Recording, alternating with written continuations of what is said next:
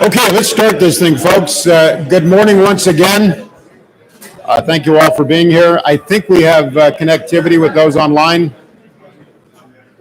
I think it's a safe observation to share that technology is great, except when it's not. So I think we're doing okay with the online folks. But in the meantime, in deference to those gathered here in Sacramento today, welcome.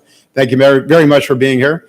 The 31st Annual Alliance of California Law Enforcement Legislative Summit. My name is John McGinness. I'm the retired sheriff of Sacramento County and past president of California Peace Officers Association. And once again, I think for probably about the 30th year in a row, if I'm not mistaken, I have the pleasure of serving as your master of ceremonies. I welcome you here in the room to Sacramento. And for those watching via live stream, I welcome you as well and commend you for joining your colleagues in a day of very much needed discussions around the issues that impact every one of us in this room. And I think, frankly, every bit as importantly in our communities, because the changes coming out of that building affect not just law enforcement, not just those who are the purveyors of critical public safety services, but the communities who depend upon those. And those feelings of confidence and assurance to go about the living of their lives freely is a very real concern. So this event is carefully planned by the organizing associations whose leadership you'll hear from in just a moment. But the availability of our legislature and guest presenters today may shift. So we ask you to bear with us for any agenda items that may get rearranged or delayed. This is live stuff. For those of you returning as attendees, there's also a new addition to the closing of this year's event. I will actually close by reminding you of specific high-impact pieces of legislation by bill number. Some may be referenced throughout the program, but sometimes the bill numbers are too quick to catch. So to help you keep notes, there's also a stack of index cards at your individual tables. Some of you also take advantage of this afternoon's optional lobby day set of meetings and hear directly from some of those people that will impact your operations going forward. Hear from the legislators that visit with them in your greater area, as well as the governor's office. The legislature is dealing with space issues on their own right now. As you may or may not know, there's major reconstruction taking place. So the Capitol Annex is under construction, which houses the legislative offices that you're accustomed to visiting. So due to safety precautions, the legislature is limiting group access to these new legislative offices or temporary legislative offices on O Street. So Lobby Day may look a little bit different than anticipated, which you're used to, but the substance of it is there nonetheless. For anyone here in town, you're provided with a packet this morning with some talking points, questions for the legislators, and a directory of legislative offices so you can visit and hear your representatives or have them hear you and say hello. In summary, as the world gets back to in-person and even hybrid events, the Legislative Summit is working through these nuances as well.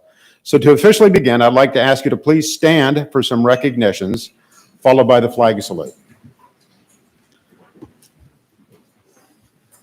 We'd like to acknowledge and dedicate this year's event to our colleagues across California, who we have lost over the last year under the banner of our noble profession. For all of our friends in public safety who are so sadly no longer with us, I'd like to ask that we please observe a moment of silence. And in particular, I see Sheriff Chad Bianco here, who's incurred enormous losses. Our thoughts are with you, sir.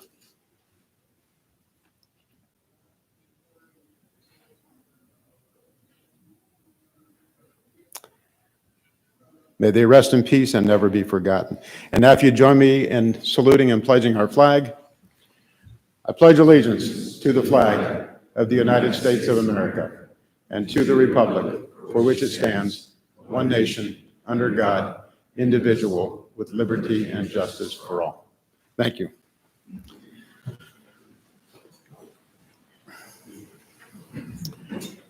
We gather here today because the legislature here in 2023 is at it again. Whether it be reintroduction of failed measures from the last few years, new language on failed topics, or continued attempts to dismantle policing operations, you all being here today to address such attempts are what make this event so unique and very much needed. Only here can the entire profession speak with one voice and share in policy concepts that you all take back to your agencies and implement as you go about protecting your communities. These days, we hear so much about our profession needing to stay out in front of the issues before naysayers can tell our story for us. Therefore, to kick off the day's discussions, please let's begin with our story, Alliance Priorities. I'd like to first ask these associations and ask their leadership as I call you up to please take a seat up here on the stage for some welcoming remarks. While they do that, I'll note that this event simply does not happen without the support and collaboration of our event partners in putting this annual program together. So thank you all very much. I'll now have the opportunity to give you a glimpse into the priorities of their associations with some remarks here at the podium. After your remarks, folks, please take a seat back on the stage for any follow-up questions or remarks that may come from the audience. And reminder to tap your microphone to speak. Going in alphabetical order by speaker, please welcome to the stage Chief Rick Hillman of the Folsom Police Department, representing the California Police Chiefs Association. There's a lot of good chiefs in the room, but this is the most important chief to me because he is my hometown police chief, and I appreciate him very much. Chief.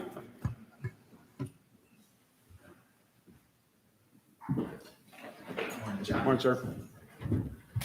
Well.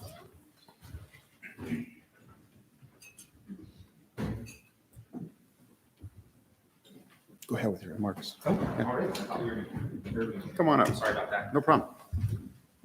Good morning, everyone. Good morning. So I represent the California Police Chiefs Association. We have several legislative priorities this year. Officer wellness and officers' mental health is very important to us. The funds we received last year were very appreciated, but Cal Chief supports increased funding for programs identified to improve peace officers' mental health and wellness. Recruitment and retention is something that's important to us all. Across all regions, recruitment and retention of qualified officers remains a persistent issue. CPCA supports all efforts to develop and recruit diverse police candidates. Reforms outside of policing, which include providing more resources for education and job training for those in lower socioeconomic demographics, and improving responses to those with mental health issues, supporting access to fair housing. And fentanyl, the fentanyl issue's bad. California Police Chiefs Association will prioritize support for legislation that increases accountability for those responsible for the sale and distribution of fentanyl, resources for law enforcement to address the impacts and treatment and services for those addicted to fentanyl. For our specific policy issues, we're sponsoring 5 bills this year. AB 1708 deals with fixing the negative impacts on communities of Prop 47, specifically regarding repeat theft offenses. We're working with the League of California Cities, DAs, offices, and retailers on this legislative solution around repeat offenders. AB 335 deals with tactical rifle training in the post-training academies and would allow recruits to train using tactical rifles before they are sworn in as police officers. And I'm sorry, I lost my place here. But they currently can't do that. The Post has joined us in supporting this bill, which made it out of the Public Safety Committee this week. AB 642 deals with facial recognition technology. We believe in the value of this technology as a tool for law enforcement and want to regulate its use rather than see it banned. We have been working closely with Assemblymember Ting on the language in this bill, which would require agencies that use facial recognition to have defined written policy governing the use of the technology and prohibit facial recognition from being the only basis for probable cause for an arrest. AB 15 didn't make it out of the Public Safety Committee yesterday, but it dealt with Prop 57 reform and sought greater transparency from CDCR in how early release is calculated and what types of programs provide credits for early release of offenders and what type of offenders. Senate Bill 804 deals with giving CSOs the same ability as sworn officers to give hearsay testimony at preliminary hearings.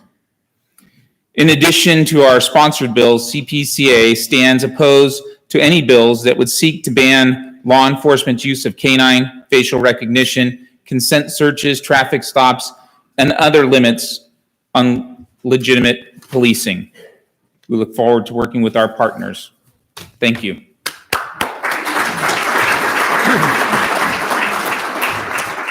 Thank you, Chief. Next up, Sheriff Corey Honey from Butte County, President of the California State Sheriff's Association and Attorney at Law. Welcome, sir.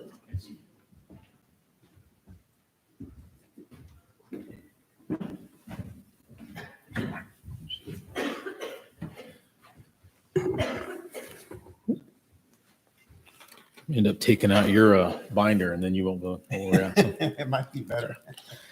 Good morning, everyone. As you know, my name is Corey Honey. I'm the Sheriff of Butte County, and I'm the current President of the California State Sheriff's Association. And on behalf of the California State Sheriff's Association, I want to welcome all of you to the annual Law Enforcement Legislative Summit. It's great to see the attendance here and also to have the virtual attendance. And we are pleased, CSSA is pleased to continue to partner with all of you in this very important event. As you all know, law enforcement continues to be presented with challenges and opportunities at many levels.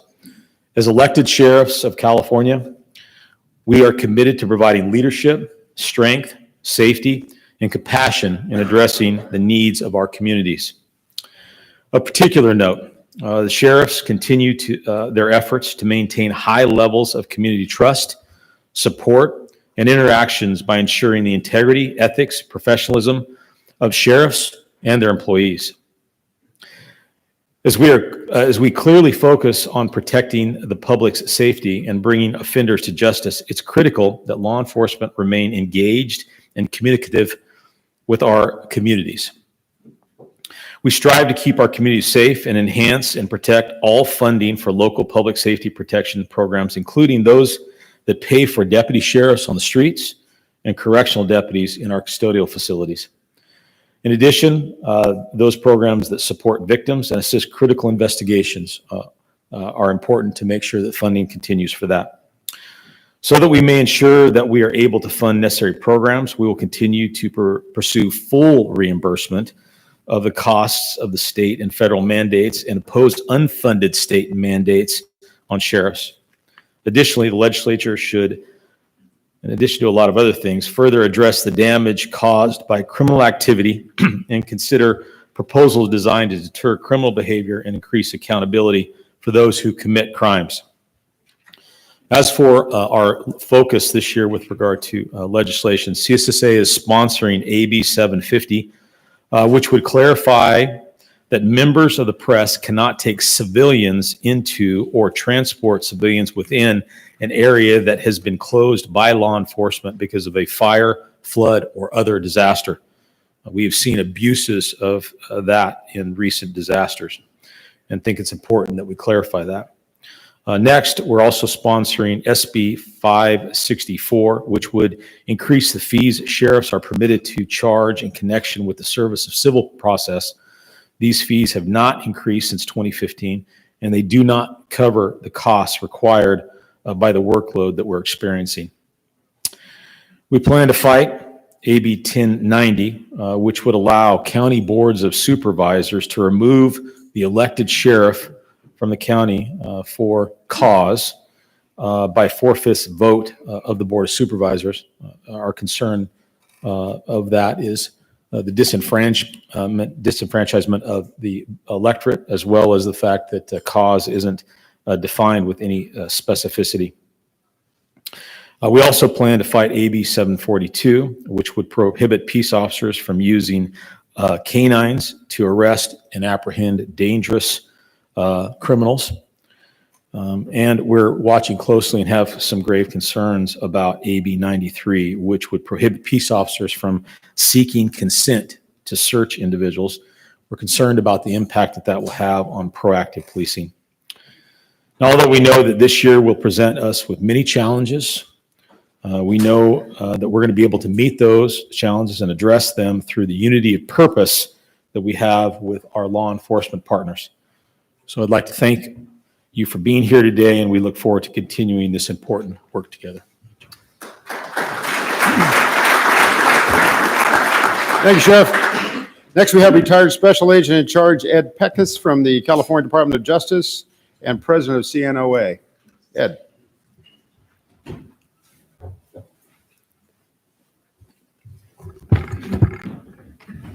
Thank you, John. Good morning, everyone.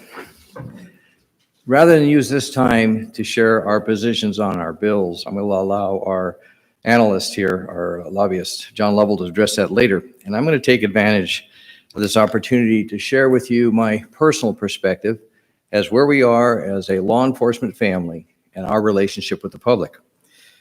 Having been in DC last month and in months prior, I truly believe that pendulum has started to stop swinging and is now moving back.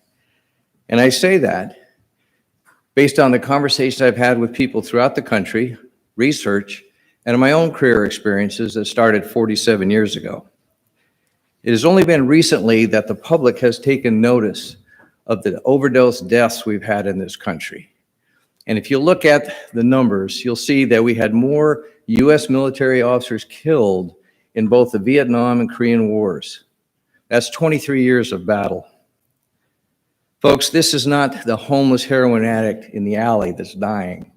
It's the 14-year-old child in his bedroom that took a pill. And they're coming from good homes. And for that reason, people are starting to sit up and take notice. In reviewing the 2021 AG's report, it revealed that violent crimes are up across the board. Homicide, rapes, assaults, DV calls, arson, and grand theft have all increased. My goodness, we had 15,000 senior citizens violently assaulted. 350 some were raped. What you won't read in this report is that a percentage of these crimes are moving into nice neighborhoods, and people are fed up with it. Carjackings, residential robberies, street takeovers are now in nice communities, and the people are waking up. I offer this perspective because some of our leaders have shaded their eyes to the truth, and we must put that naked reality back in front of them over and over again. But no matter how good we are at writing legislation or supporting it, without the public, I think our voice falls on deaf ears at times. Case in point, when I was back in DC last month, one of my colleagues had a name tag on, and the congressman looked at him and he said, "Oh, you're with the cops? I've heard that rhetoric." But even with that attitude, I believe we can overcome resistance, operating as a united front and utilizing that incredible force multiplier that's readily available to us, the public. But we need to educate the citizens as to what we do and why we do it. We don't want to give up our investigative tactics or our secrets, but on the other hand, they need to understand what we go through. You and I realize that a person under the influence of methamphetamine or PCP is very dangerous, but the public may not.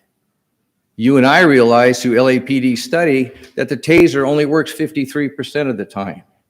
But I wonder if the public does. And they sure don't know that I can go across the border to Mexico and for $100 buy a pound of meth. If I drive to North San Diego, I can sell it for $7.50. If I'm really enterprising, I can ship it to Europe or New Zealand for over $110,000. And it's those huge profits that are pushing our young people towards criminal enterprises. DEA told members of the Energy and Commerce Committee last month that the current drug crisis is unlike anything they have ever seen. That's a quote. The cartels are the most influential drug organizations in California, Colorado, Arizona, New Mexico, Texas, Chicago, New York, Florida, Kansas, Hawaii, and Puerto Rico. And yet Mexico's president says, this is a quote, "When we're dealing with the cartel, we will fight them with intelligence and not force. We will not declare war." His mantra, hugs, not bullets. Thanks to our director, Joe Stewart, and our attorney, we're currently working on putting together a new podcast program. And that's all to train our membership, but also to educate the public. And I'll suggest to all of you, please build those community relationships because we need them. As the president of CNOA, I come to you today and I will offer any assistance I can. Our 6,000 members across the state, states and countries to do whatever we can to help you. I truly believe that it's time for our communities to return to a safe and healthy environment for our children. And together with the public, we can do that. Thank you. Thank you.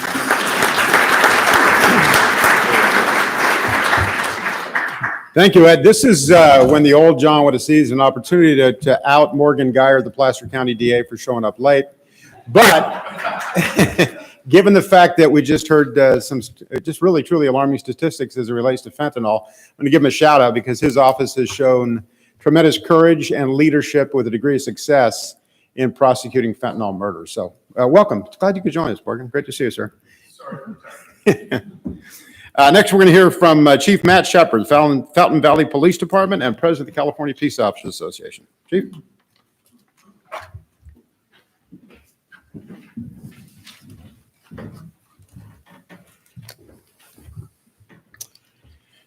Well, good morning, everyone, and thank you, John.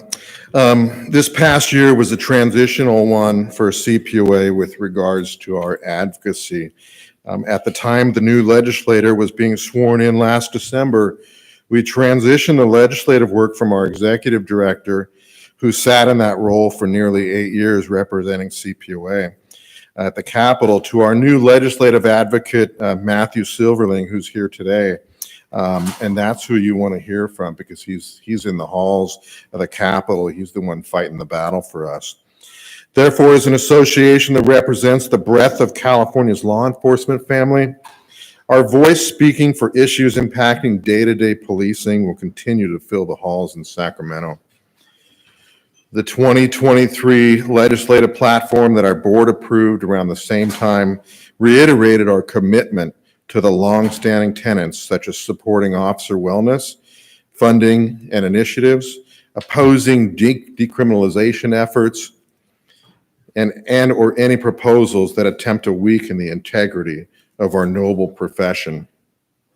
We also added new focuses on strengthening vehicle code sections, primarily e-bikes and pedestrian safety, ensuring local funding for compliance with communication mandates, supporting local state collaborations on forensics analysis, and supporting evidence-based studies as they relate to less lethal force. In each and every one of the laws, the bills that my peers spoke about up here, we stand united and fighting to make sure that those head in the right direction. We make a commitment to lobby the Assembly and the state budget subcommittees on public safety for proper funding for our statewide agency partners and members. It's you that's in the room that we're doing this for. The review of specific legislative proposals falls upon our robust Law and Legislative Committee, and most of them are in the room here today. I thank you guys for what you do for CPOA. We can't do this without you. They're comprised of more than 30 individuals of different uniforms, collars, sleeves, and badges throughout the state of California. Ranks and titles are set aside. They give our advocate feedback and direction to take to the state capitol. This year, we have a vested interest in issues ranging from consensual searches, canine use, independent police boards, personnel records, and emergency response. Seems like we were talking about all those last year and the year before. We're going to continue to fight those battles. We are frequently asked by legislators to support measures on domestic violence, peace officer education, and federal policing reform. But our work is not just in legislation. CPOA also maintains representation on DOJ's Master Offense Code Data Sharing Task Force, the 911 Public Safety Committee, Safety Coalition, the CLETS Advisory Board, and the CDAA Smart Advisory Committee. We also use advocacy as an education tool, as we frequently update our members across the board on those pieces of recent legislation that leaves only lingering questions. Towards the end of each year, we complete a roadshow known as the Greatest Show on Earth of new classes that put on in partnership with Cal DOJ. The accompanying reference for the class is our annual publication, the Legislative and Legal Digest. We also provide a 60 to 90 minute virtual legislative deep dive for our agency members. And in fact, we just did a webinar last month specifically for professional staff. We also partnered with Cal DOJ in May and provided a webinar on updates to the this is going to be in the future. We'll also provide updates to the California Peace Officers Legal Sourcebook, or COPWARE as we all know it. You'll find more of CPOA's legislative priorities in the electronic pack that was sent to your emails last night. It's also available in a handout before you guys leave here today. But most importantly, I think if you got onto the CPOA's website, if you lose that information, the legislative platform that CPOA puts out is available on that site. And for those of you who have regular and frequent briefings with your staff and your personnel, I'd highly recommend using that as a tool and a resource to help educate your people. We're better together, and knowledge is everything. Most importantly, your attendance here today proves that much work is still needed to be done. This profession is strongest together, and the issues we discuss here today will all need attention from all of us. Try then to weaken our resolve, but we know why we took the oath in the first place. And when they come calling, we will be there. Thank you very much for your attendance today. It's great to see a room full of law enforcement professionals that are truly care about our profession. Thank you very much.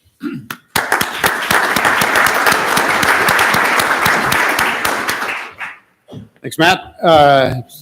Last, alphabetically, but certainly not least, my friend Tim Ward from Tulare County, representing the California District Attorneys Association. Good morning. On behalf of the California District Attorneys Association, it's a privilege to be here 2 years in a row, so I guess the lawyer didn't mess it up too badly last year. On behalf of the men and women who go to court to champion your cases and the hard work that you do, it's my privilege and it's an honor to stand representing that sometimes silent majority out there and simply say that we appreciate and we thank you not only for the leadership that you provide, but the service that the men and women that wear the uniforms of your agencies represent. Without the work and the dedication that they have, we wouldn't have a job, and we wouldn't have the privilege of sitting with victims in court when they are honestly given what is now a difficult definition of justice, but certainly the best type of justice that we can give in California, given the resources that we have. So with that, I want to thank you. I was last year remiss in not focusing on a little bit of the District Attorneys Association's kind of legislative focus. So I want to do that this year. And I think I'll start off with two sides of an evil coin, that a battle that is going to come. And I think that we as association are certainly going to be invested in. And I think that you will see fight and play out in the halls of our Capitol. And that is this concept of bail, and either no cash bail, reduced bail, or the flip side of that, I'll talk about early release provision. So we have absolutely seen tragically the impact of what I will call the social experiment born on the back of law enforcement officers and law-abiding citizens in our state, with the debacle, the abject failure of anything related to either zero cash bail or the early release of offenders.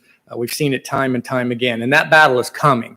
I've talked to the Commission to revise the penal code, and bail is going to come back again. And what is so offensive about that is it provides no deference to the voters of our great state who shot down and stood up and said, we want a bail-related system.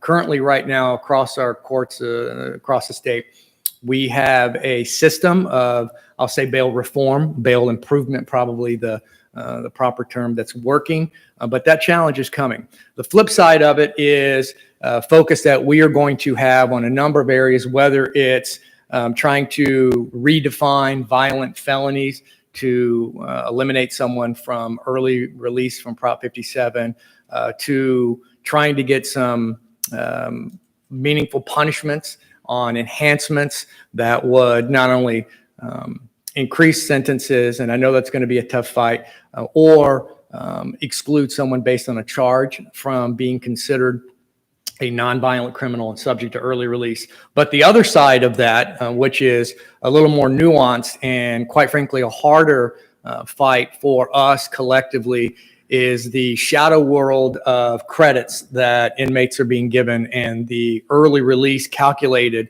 on some completely non-transparent formula. We're going to do a lot, and hope that you would stand with us on that, because our communities that you represent and we represent deserve to know there should be truth in sentencing. I'll say victims, when they come to court, they ask two questions. How many times do I have to come to court? And we used to be really good, or a lot better, at answering that and simply say the wheels of justice are slow.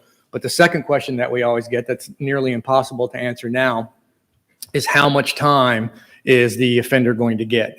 And that's almost impossible. I am personally and professionally offended that the blanket of transparency is laid across you and the men and women that represent your departments, yet those that somehow mysteriously in shadows calculate credits to release inmates aren't forced to be transparent and open with that calculation. So I think we need to put the focus on that.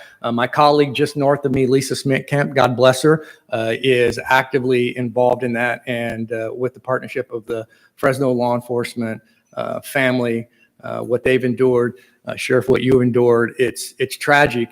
And I think the people that we represent have a right to have that veil of secrecy pulled back, and let's talk about that. The third area that I want to talk about is kind of unique, but it certainly resonates with many of us, and that is the association is going to be actively involved in trying to get some meaningful improvement on school threats. Right now, we have a bill, I believe it's 796, is that right, Kim? I think 796 dealing with school threats. And what we were trying to do here, and it will be an uphill battle for sure.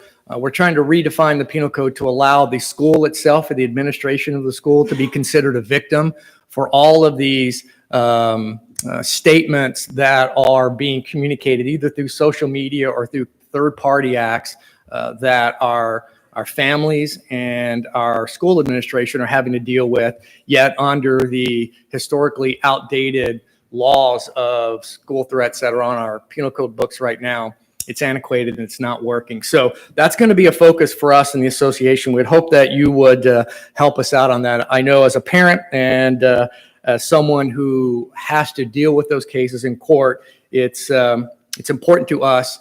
And I think that our schools are going to be standing with this. So let me close with simply saying this, that you and those that you represent and lead are serving as police officers and sheriffs and deputies in what is, I believe, the most dangerous and peculiar time that we've ever seen. Ambush attacks and all forms of violence against officers are certainly on the rise. We read about it all the time. Your physical safety and your physical jeopardy is in danger now more than any time, as is your emotional safety is at risk as well. From snide comments on social media to protesters in front of your stations to quote unquote experts that show up in our courtrooms weighing in on how you should have just shot him in the foot or something as asinine as that. You're in a constant position of having to defend yourself. But on behalf of the prosecutors across the state who value what you do, let me, in one unified voice, tell you, please don't give up. Don't give up and continue to fight the good fight. You're in the business of something that truly, truly matters. The elderly woman who's simply just trying to buy groceries needs you. A child being raised in an abusive household needs you. The 18-year-old store clerk working her first job who's confronted by violent felons, violent robbers, she needs you. As a parent living in a town, I need you. And my prosecutors need you and appreciate what you do. So on behalf of some of the members of our association, I know Mr. Anderson San Bernardino is here. We've got representatives from San Diego. It is my privilege to tell you that, as the chief said, we are certainly better together. And please know that our profession, we stand with you. A bad day in the office for us is spilling coffee on our white shirts. We know a bad day in the office for you has much more dire consequences. So with that, simply allow me to say, God bless you, Godspeed, and I hope to be invited back again next year, John.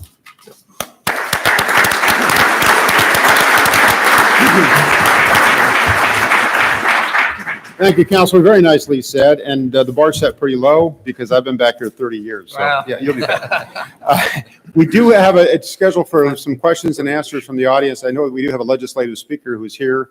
I do want to give respect at that time as well. So if there are questions from the audience for this panel, love to hear from them. Love to hear them, I should say. Any questions for the panel? No pressure. All right, we're done. Gentlemen, I think you get a pass. Well, easy. Thank you very much. Are we ready? Thank you. Thank you.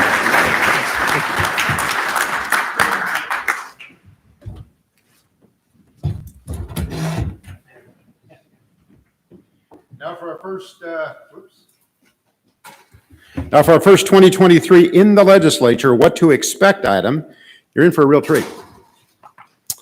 We welcome this morning a member of the State Assembly who became a peace officer at the ripe old age of 21 in the county of Stanislaus. Assemblymember Juan Alanis represents the 22nd Assembly District, which covers Turlock, Patterson, Newman, and Modesto, among other communities.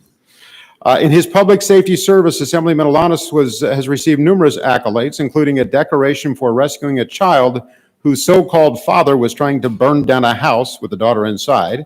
He now serves, as I have to say, a voice of reason on that public safety committee, as the vice chair, no less, where many of the bills we discussed today have or will be heard for testimony.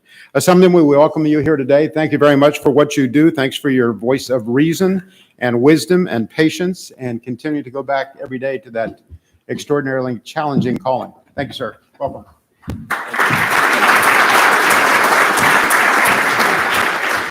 Well, good morning, everybody. So I retire in June. I'm still a sergeant with the Stanislaus County Sheriff's Department, at least on paper. And not that I thought I was going to be retiring that soon and come up here, but you know, we never know where our book is going to be and what chapters are going to be in that book. So I'm very excited to be here. I actually got to show up last night, had dinner with some of my colleagues and my old friends from Stanislaus County. I was actually mentioning, I'm going to bring this up. I actually tried coming to this summit last year, and it's interesting. I was denied that, but now here I am speaking in front of all of you, so it's kind of cool.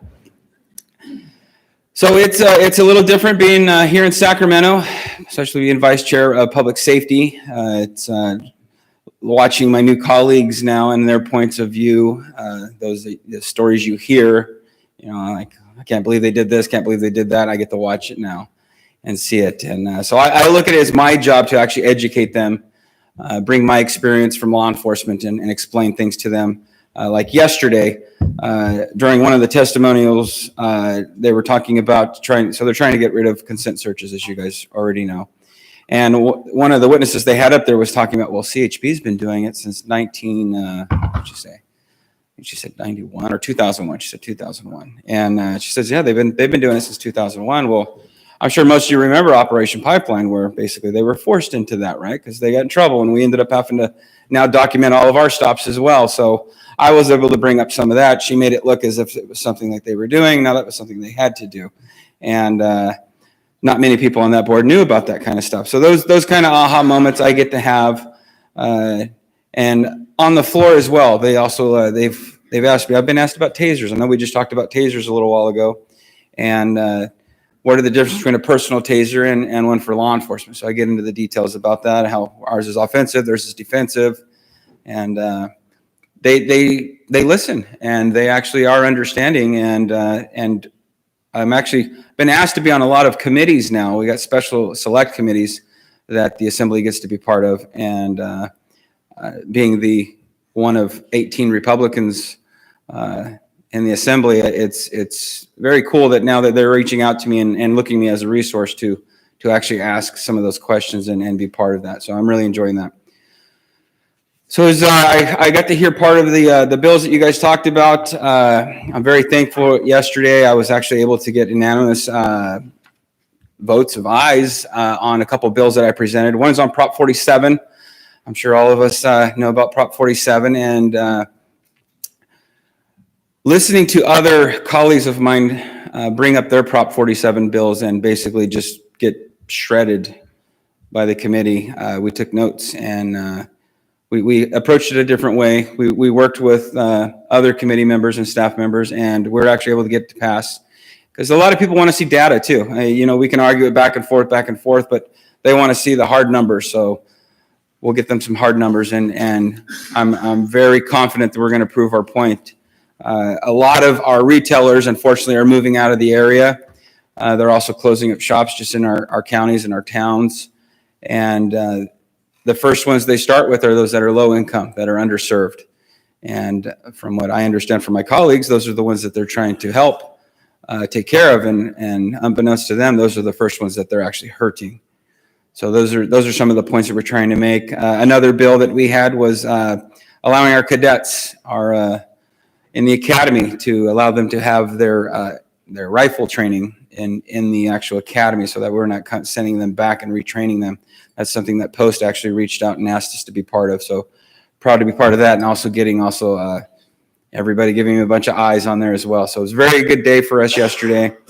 Unfortunately, some of my colleagues, not so much, but we're working on that. And if I was to give like a big message to everybody here as far as like, how can you help? Because a lot of people, how can you help? How can we help? Encourage your families, encourage your officers, your deputies, your employees. Get involved. Call your assembly members, call your senators, let them know, because right now the loudest voice right now are those on the other side of the aisle from me, and they're very loud. And we in general are pretty quiet. We just pretty much go about doing our job and hope that things that are right are just going to happen. And it's not that way. We need to start getting more involved. We need to start making sure they see our points of view, because I've found that when I've gone on committees where they've never had a cop on their committee, it's kind of taboo to them. Like, wow, you're here, I usually get a ticket or something like that. But when they get to meet you and talk to you, they find out, we're human beings too. We get up in the morning, we do the same kind of stuff they do, just we have a job to do. And that usually I find that when I leave those committees, I usually have earned their respect, and they now have a better understanding of where we are coming from. So numbers up in the assembly help a lot. Like I mentioned, there's 18 of us that are Republicans, 62 are Democrats. And so it's a major problem for us because we're the super minority. And there are groups, though. I belong to a caucus called the Problem Solvers. Actually, one of my colleagues, Blanca Pacheco back there. Hi, Blanca. She's an assemblywoman as well, part of this as well, that have actually recognized that something needs to happen, something needs to change, and are working together with us. So we have a lot of discussions in these meetings about things that we can do to help make California better, make it safer, because some of this nonsense just needs to end. And we lost 500,000 people last year moving out of California, and it's just going to continue to grow. I've had a lot of friends personally myself that have just left, and they retired, and well, I'm sure most of you as well, you have our friends, our colleagues that have retired looking at Tennessee or anywhere else that, they won't come after our retirements, those kind of things. So California's making it really easy to leave, and that goes the same for the businesses. And it's just going to continue to get worse. So eventually we need to draw that line in the sand. We need to make California basically our Alamo and start speaking up. So that's one thing I can pass on to you guys is just make sure that you get that word out, that you start making our voices a little louder, if not yelling, and help us bring California back to where it used to be. I don't know if I'm taking any questions. Sure. If we do. I will if you guys want any questions. You guys have any questions? Any questions? Oh, I like this group. They must be having a good lunch later or something like that. Well, thank you guys for having me. I'm going to continue to do the fight, bring my career and experience to Sacramento, and continue to pass it on to others. I welcome anybody who wants to reach out to me, have any ideas for bills, have any ideas for how we can make things better. I've already had agencies reach out to me and do that, and we've already put them and presented them as bills. So I welcome that, and I thank you guys all for being here. Please be safe, and God bless. Thank you. Thank you very much. Really appreciate it.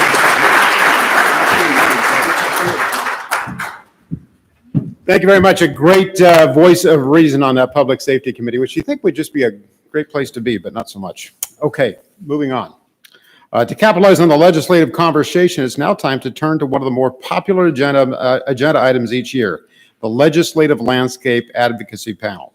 You've heard from organizational leaders and the Assemblymen. Now hear from a group of advocates who will give us an insider's perspective on the real conversations happening in the Capitol. Before I call them up, let me just state that every time you all in the audience think something in terms of legislative proposals is terrible, understand that it probably was in a much worse form before you heard about it, because they do a tremendous amount to blunt the force that seems to be against common sense. They really do. They make extraordinary difference.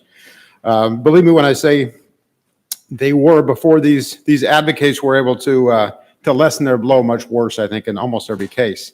In the adverse, they are the reason we see certain public safety initiatives being funded, or why legislators from both parties and both houses can come to an event like this, because with dignity and respect, they tell our story. With each other and their other public safety colleagues, they collaborate on strategies that make the best arguments on your behalf. Will the following panelists, therefore, please join me on the stage? Joining us let's see, we have first. How about Jonathan Feldman from the California Police Chiefs Association? Come on up and have a seat, sir. Jonathan? Is Jonathan not here? Oh, there he is. And John Lovell, we're going to have you come up and get you set up at the far end there, if that works. I'll get you a mic. Corey Salzillo from the California State Sheriff's Association. Danielle Sanchez with the Chief Probation Officers Association of California. And joining the program for the first time as the new legislative advocate for the California Peace Officers Association, Matthew Silberling. And Kim Stone of the California District Attorneys Association. I have some questions that I'll address to each of the panelists. I'll get that mic to you in just a moment, John. But I can turn it off if I don't like what you're saying. So, yeah. I have some questions I'll address to each of you, and then other panelists are, of course, invited to weigh in for any other additional thoughts on that issue. Get that. Get that. Can you share up here? Share me on. There you go. You got to push this.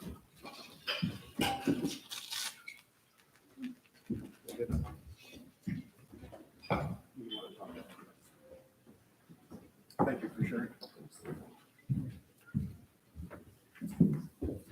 Okay, let's start with Mr. Feldman. Ever since the passage of Prop 47, there's been debate about the measure's effect of decreased or no penalties for shoplifting and retail theft. I think it's undeniable. For years, the legislature and administration has repeatedly shut down efforts to reform or amend this law, but this year might feel a bit different for some. Is it finally time to revisit this issue? And what has led us here? Yeah, thanks for the question. And again, happy to be here. Thanks CPOA for hosting, you for emceeing again, sir. Prop 47 has been something that from the Chiefs Association we've been working on since day one after it passed. And it's been a long road. It's been frustrating. I think the, I told you so's materialized just like we thought they would almost immediately. Unfortunately, despite all of this and despite how evident it is to everybody on the ground, what is happening and what is taking place, there has been almost zero movement at the state capitol to actually do anything meaningful about it. I say meaningful because there have been a few laws that have been passed. Organized retail theft was one of them, but that was almost a red herring to distract from the real problem. And if you look at, and the DAs know this, you look at how that law was written and how hard it is to prosecute somebody under that statute, it really was made no difference. I think, and I was kind of looking back at the bills from previous years, I think the Chiefs Association was the first one to sponsor a bill to try and fix Prop 47 targeting repeat offenders, which has always been the number one issue. It's not the dollar amount that sometimes gets, picked up by the media. It's the fact that somebody can commit these offenses again and again and again and again, and there is no heightened penalties or additional consequences that really change their behavior. And I want to actually thank the undersheriff from Sac County, Mike Ziegler, back there, because when he was in Cooper's office, they sponsored that very first bill, which later became Prop 20, which was the second largest attempt, well, the first largest attempt to actually try and change things. And unfortunately, I don't think that the voters had fully digested and understood what the problem was at that time. So getting to your question, what has changed now? I think, first of all, the public fully understands what Prop 47 has done. We saw that last winter and the winter before with all of the news around the massive, almost raids, shoplifting parties where they would just break into a convenience store or a retail shop and just steal everything they possibly could or run out. Because the criminals have figured it out and the public is finally now seeing what's actually happening. So that was the first biggest shift that I think has taken place recently.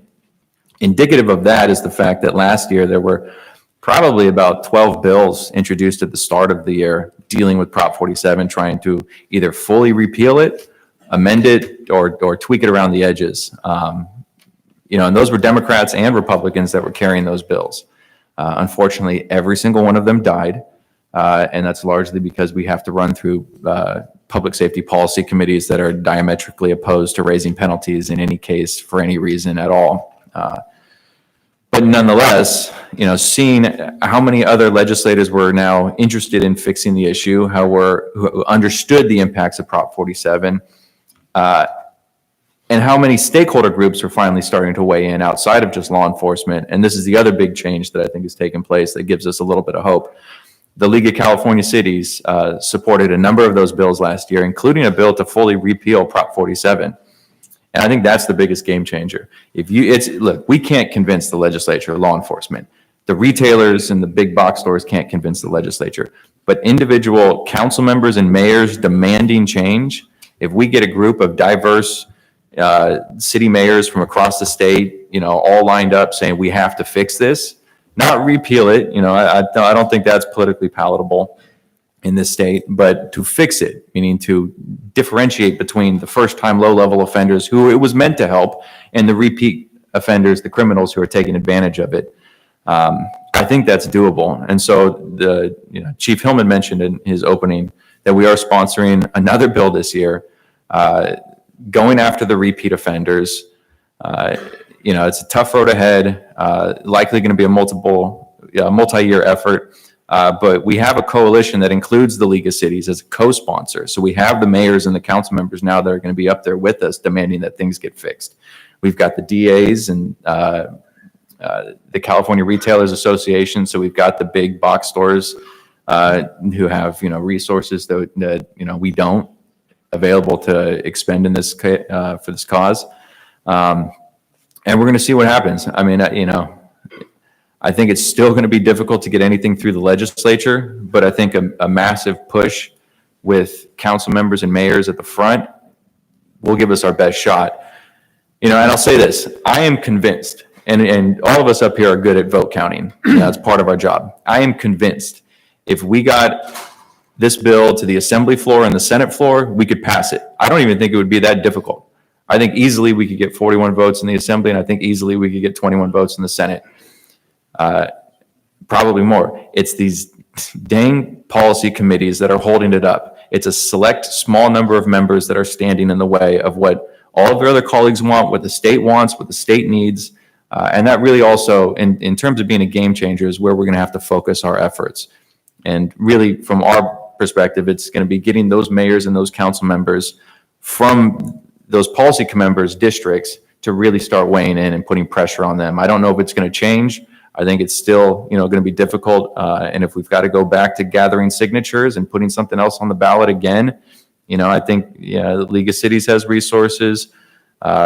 Retailers have resources. We might end up back in that same position, but nothing's going to get changed unless we do it. So we're not going to stop trying. Thank you, Jonathan. Mr. Lovell. Senator Scott Wiener has reintroduced his effort to decriminalize certain hallucinogenic substances because that's clearly what's wrong with society. Have the past few years of legalized cannabis provided enough precedent and public comfort to continue down the path of this with other controlled substances? Well, Mr. Wiener's bill is a replay from last year's, kind of like a dog returning to its own vomit. We're back again. But here's what we have to do. We have to simply overwhelm that bill with facts. One of the things that CNOA does, and they do it very well, we have partnered with Frank Lee, who puts together these virtual news conferences, literally with people from all over the world who give firsthand testimony and facts as to what the consequences are of this kind of irresponsible, let's have hallucinogenics free and available for everybody kind of thing. And we've been very successful with that approach. Case in point, in 2018, Governor Jerry Brown vetoed the bill dealing with so-called safe injection sites. And while he was running for governor, in the wake of Governor Brown's veto, candidate Newsom said that, well, if he had been governor, he would have signed that bill.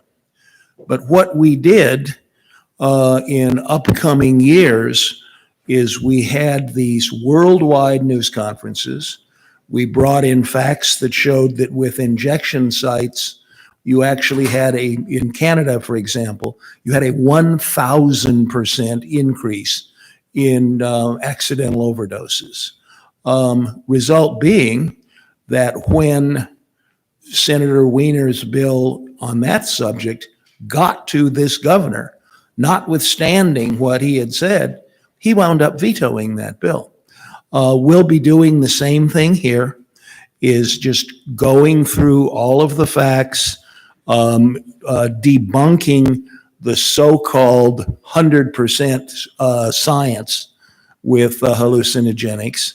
I mean, what we know about hallucinogenics is for every positive outcome as medicine, you have an equal number of horrible negative outcomes.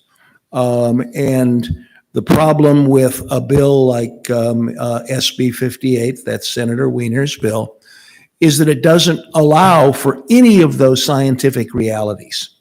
And we will be making that available. I have firsthand experience, sort of, with this whole subject matter area.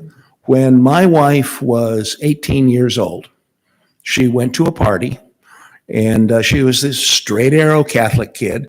And some of her friends said, gee, if we gave Maria Elena, that's her name, if we gave Maria Elena some LSD, what would happen? Well, unbeknownst to her, they gave her LSD, and she was hospitalized for 2 months. And then, though, for the rest of her life, she has sua sponte had flashbacks. And they go on and on and on. And if you go onto the computer and Google hallucinogenics and also Google flashbacks, you will find over 200,000 hits in the internet. That's the reality, and we need to just overwhelm them with facts and using as I always say, the Frank Lee worldwide news conference productions have had an impact. Thank you, John. Mr. Salzillo, in Los Angeles County, the voters approved a board-sponsored measure to authorize the supervisors to remove a duly elected sitting sheriff for a cause with a 4/5 vote of the board. Ironically, on that same ballot, the voters chose to remove and replace their sheriff. This kind of suggests that the democratic process works. The same policy has now been introduced for statewide consideration in the form of AB 1090 by Mr. Jones Sawyer. Fundamentally, does this proposal nullify the will of the voters when 4 county residents, in the case of Los Angeles County, 10 million people, and their will can be overpowered by or eliminated by 4 votes? Absolutely, Sheriff, and thanks for being here and thanks for having us. Yeah, as Sheriff Honey said, that bill is a direct assault on the electoral rights of county residents across the state. There is no shortage, as we know, of oversight of law enforcement, and in this particular case, elected sheriffs, when it comes to how they do their job, what they do, whether it's the state's attorney general or the U.S. attorney general or the courts or the district attorney or the civil grand jury. There is a whole host of avenues for those who would question or take issue with what the sheriff is or is not doing. And it's sort of, despite the fact that now 2 counties have created this ordinance, it's still somewhat unprecedented in the notion that, as Sheriff said, 4 elected officials can decide that one of their elected colleagues should no longer represent their constituents. There's no authority for the 58 elected sheriffs to decide that the county board of supervisors should go or that some other state elected or something should go. And I say that partially in jest, but it's part of this ongoing notion to weaken law enforcement. This bill, as it regards the elected sheriff, only deals with the sheriff, but it's an attack on the profession. And it's sort of the next step. Last session, we saw a bill that effectively said anybody can run for sheriff. don't have to have any law enforcement experience. And we are, I suspect, on the way in a few years to seeing a constitutional amendment to say that sheriffs should no longer be elected. So I think it's part and parcel of a wholesale attack on the systemic features of the profession. Looking for the good news there, sir. Thank you, Corey. That's my job. Ms. Sanchez, the state of California has officially shut down their juvenile detention facilities and begun the transfer of jurisdiction for these youth to the county probation departments. What challenges do you foresee with absorbing this responsibility, and how do the counties intend to actually succeed? Thank you, and good morning to everyone. I appreciate being able to be here with you all and with the colleagues up here. The closure of the DJJ, which technically wasn't enacted in 2020, really comes to a head this year when the remaining youth at the Division of Juvenile Justice return to counties. And when we think about, you know, those in this room who have lived through different realignments or state local transfers, enacting a policy in 2020 and having the entire system realigned here in the next few months is a very, very aggressive timeline, especially when we're talking about the types of youth at the Division of Juvenile Justice, which is, you know, the part of the continuum that has the most, you know, serious offenses, youth with the, or young adults with the highest needs. And so there's really a lot of challenges in kind of getting things, you know, set up locally. CPOC at the time had raised the concerns around this and opposed it for these reasons. We've all, again, in some form or fashion, lived through some of what is necessary to do these realignments, but it has to come with the right programmatic aspects, resources, and the time to get those things in place. Recruitment and retention was one of the issues, I think, kind of woven throughout some of the earlier discussion, and that certainly is a foundational element to needing to be able to effectuate DJJ realignment. So we're now at a spot where you know, counties are going to be receiving adults back essentially mid-programming here in a few months. And that has real potential, not just for the facilities that they're in, but the systems that are all integrated with these things. So we've identified several areas and needs around this. We've been vocal about it, and we'll continue to be vocal about what is needed in terms of facility improvements. The young adults that are coming back are going to be there for longer periods of time than what those facilities were designed for.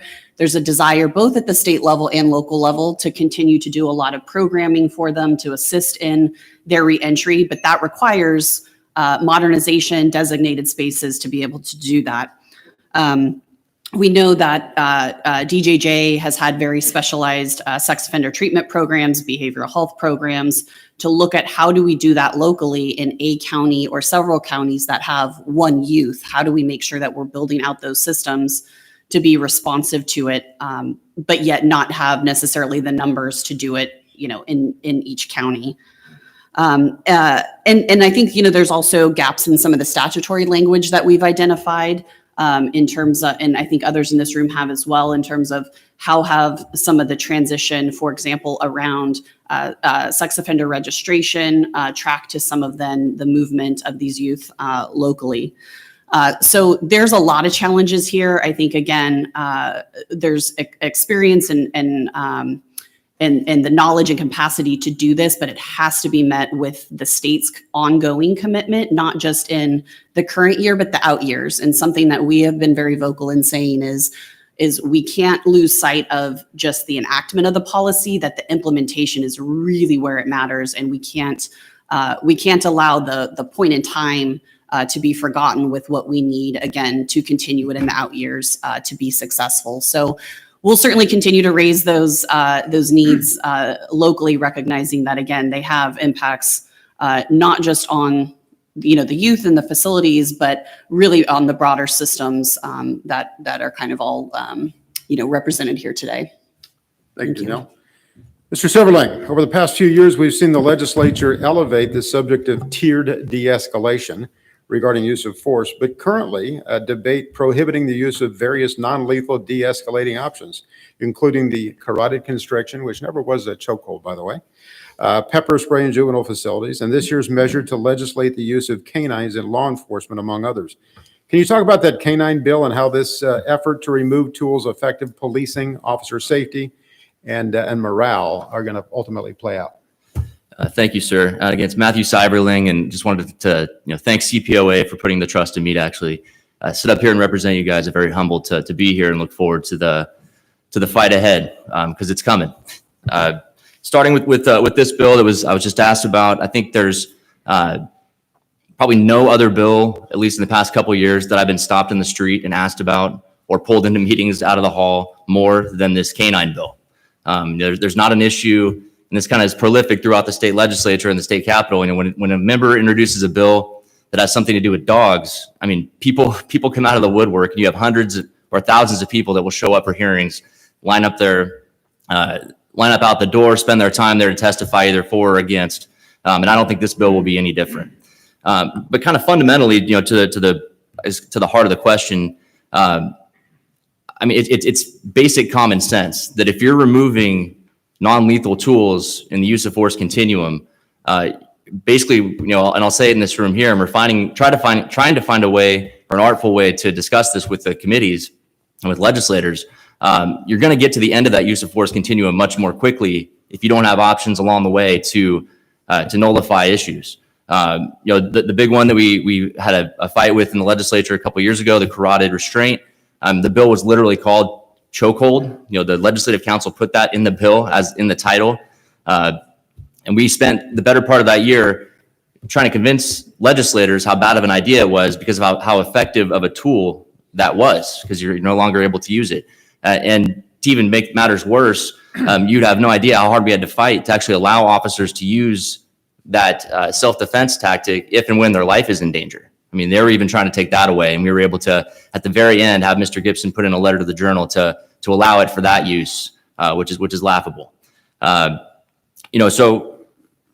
it's disappointing. Again, I think the sort of hypocritical thing here is that they have these discussions and these debates that come up every year about de-escalation and peaceful endings to confrontations. But then there's always a flavor of the year with these different types of non-lethal force options that are being taken away. This year it's canines. Again, who knows what it's going to be next year. And we're going to be there to continue to fight for those tools to be at your disposal to have successful outcomes. Thank you very much. Ms. Stone, we're seeing an increase in the number of and intensity of measures related to fentanyl, a synthetic opioid, as all of us know, 100 times more potent than morphine. However, the Public Safety Committee has killed a measure targeting traffickers and dealers in lieu of focusing on a public health approach. Is California doing enough to address this critical public safety issue? Try to expand it to more than one word response. Well, it probably depends who you ask, right? I think most of us in this room would answer that question with a resounding no and a whole list of things that we, can and should do differently. You're right. The Public Safety Committee folks, I think if they do anything around fentanyl, it'll be like fentanyl education or Narcan in schools and libraries and concert venues, and maybe a task force or two. CDAA is sponsoring and supporting, I don't know, I think there's about 8 or 10 different, fentanyl bills. There's already been ones about the Watson advisement in fentanyl sponsored by a Republican that failed passage in Assembly Public Safety. There's one authored by Senator Umberg that is coming up in Senate Public Safety.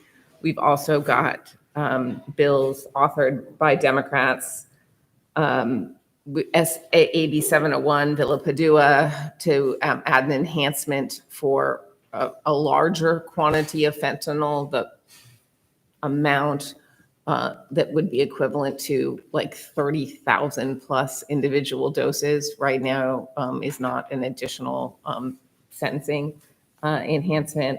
We've also got the Alvarado Gill one, SB 226, which adds fentanyl to the list of controlled substances that adds an enhancement for possessing it while armed. There's a Mainshine bill, AB 367. And so we're gonna try, but I don't have much confidence that those bills are gonna meet a different fate in their respective public safety committees than, any of you would predict. And sadly, I think that we're going to have to wait until like some legislator's kid or a chief of staff. I think it's going to have to hit closer to home for opinion to change here, because I think right now it's kind of an academic.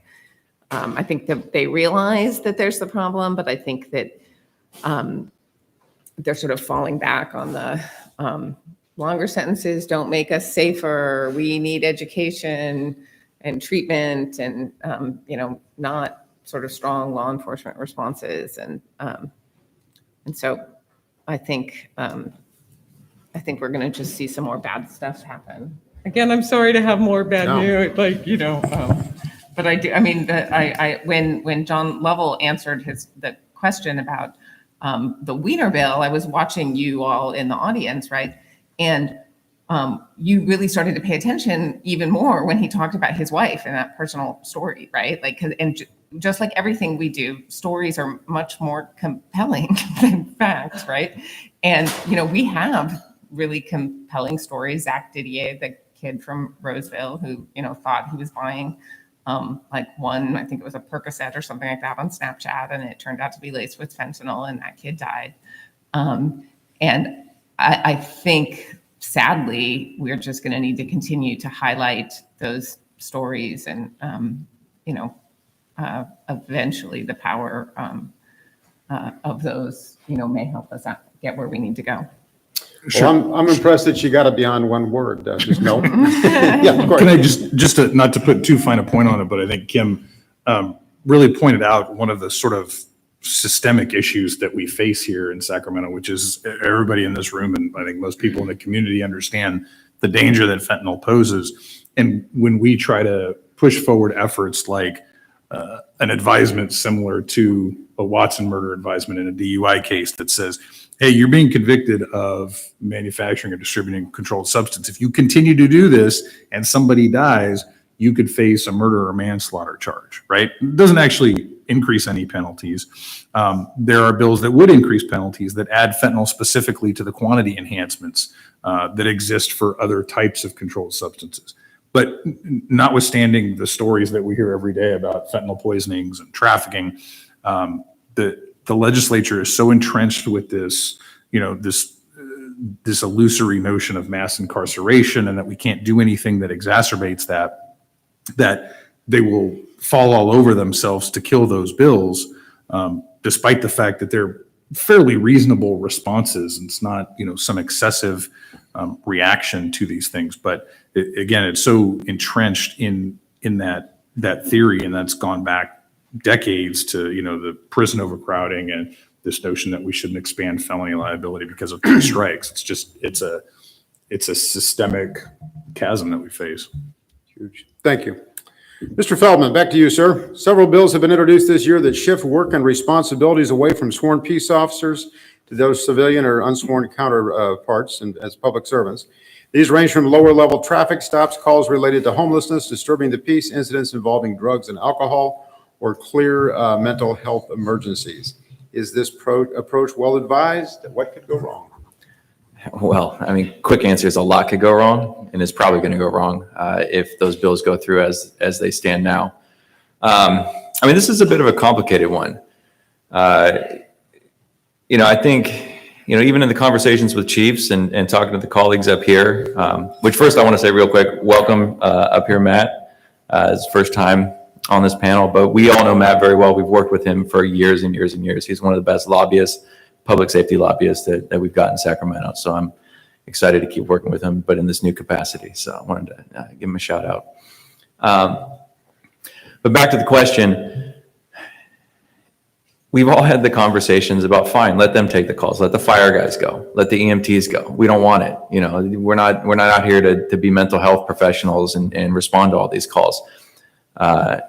But at the same time, the public safety implications of not having law enforcement there. That these are likely very dangerous calls to send anybody to.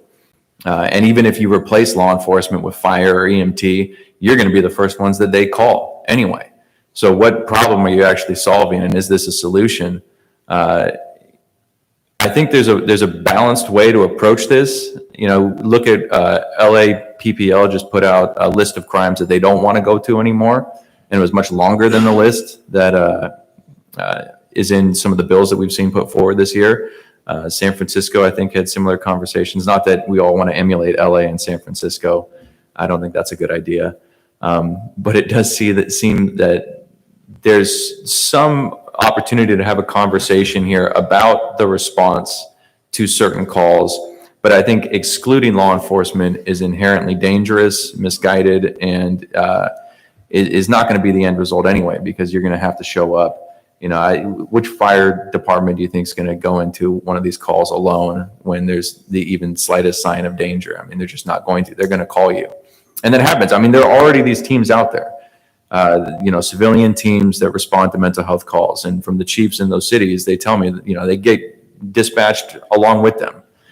You know, from our association, you know, our standpoint on this has always been, it's the co-deployment teams, that model, that is most effective. It's not excluding law enforcement, but it's specific officers highly trained in de-escalation, crisis intervention, mental health issues, paired with a clinician, paired with a mental health professional or a social worker or an EMT going out to the calls together.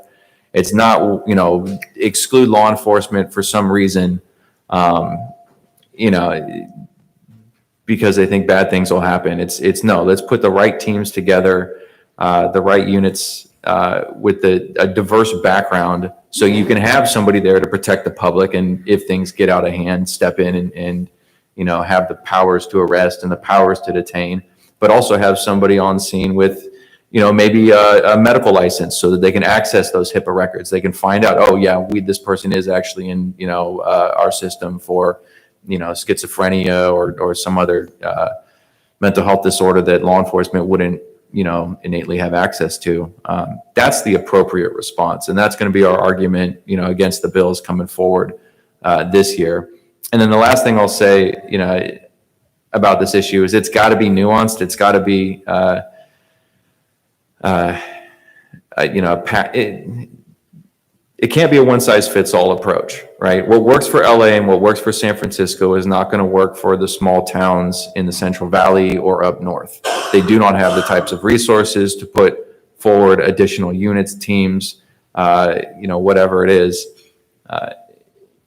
You can't go one size fits all. The state is too diverse and too big, and it won't work out, you know, the same way in every jurisdiction. So there has to be some flexibility in terms of local resources, capabilities, in order to make this work. And, you know, I don't know.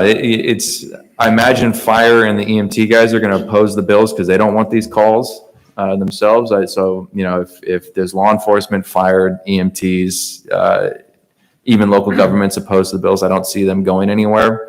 But if they get amended into something more in line with local control and certain requirements that the locals have to implement, I could see something like that getting through. And I don't know if that would be the, you know, the worst outcome, because I feel like that's probably happening across the state anyway right now. Thank you, Jonathan. Mr. Lovell, in your role as an advocate for the College and University Police Chiefs Association, you've been very active in an effort to prevent and better prepare for the inevitable active shooter incidents. What more can be done to address this issue? And it seems to me that we're just kind of on borrowed time, because I hate to say it, it could happen. Well, nationally, this is very disquieting. There is an active shooter incident that takes place on a college campus once every 8 days. It's even grimmer with K through 12 schools. That's once every 5 days. There is technology that makes schools safer. It's called interoperability technology, and here's how it works.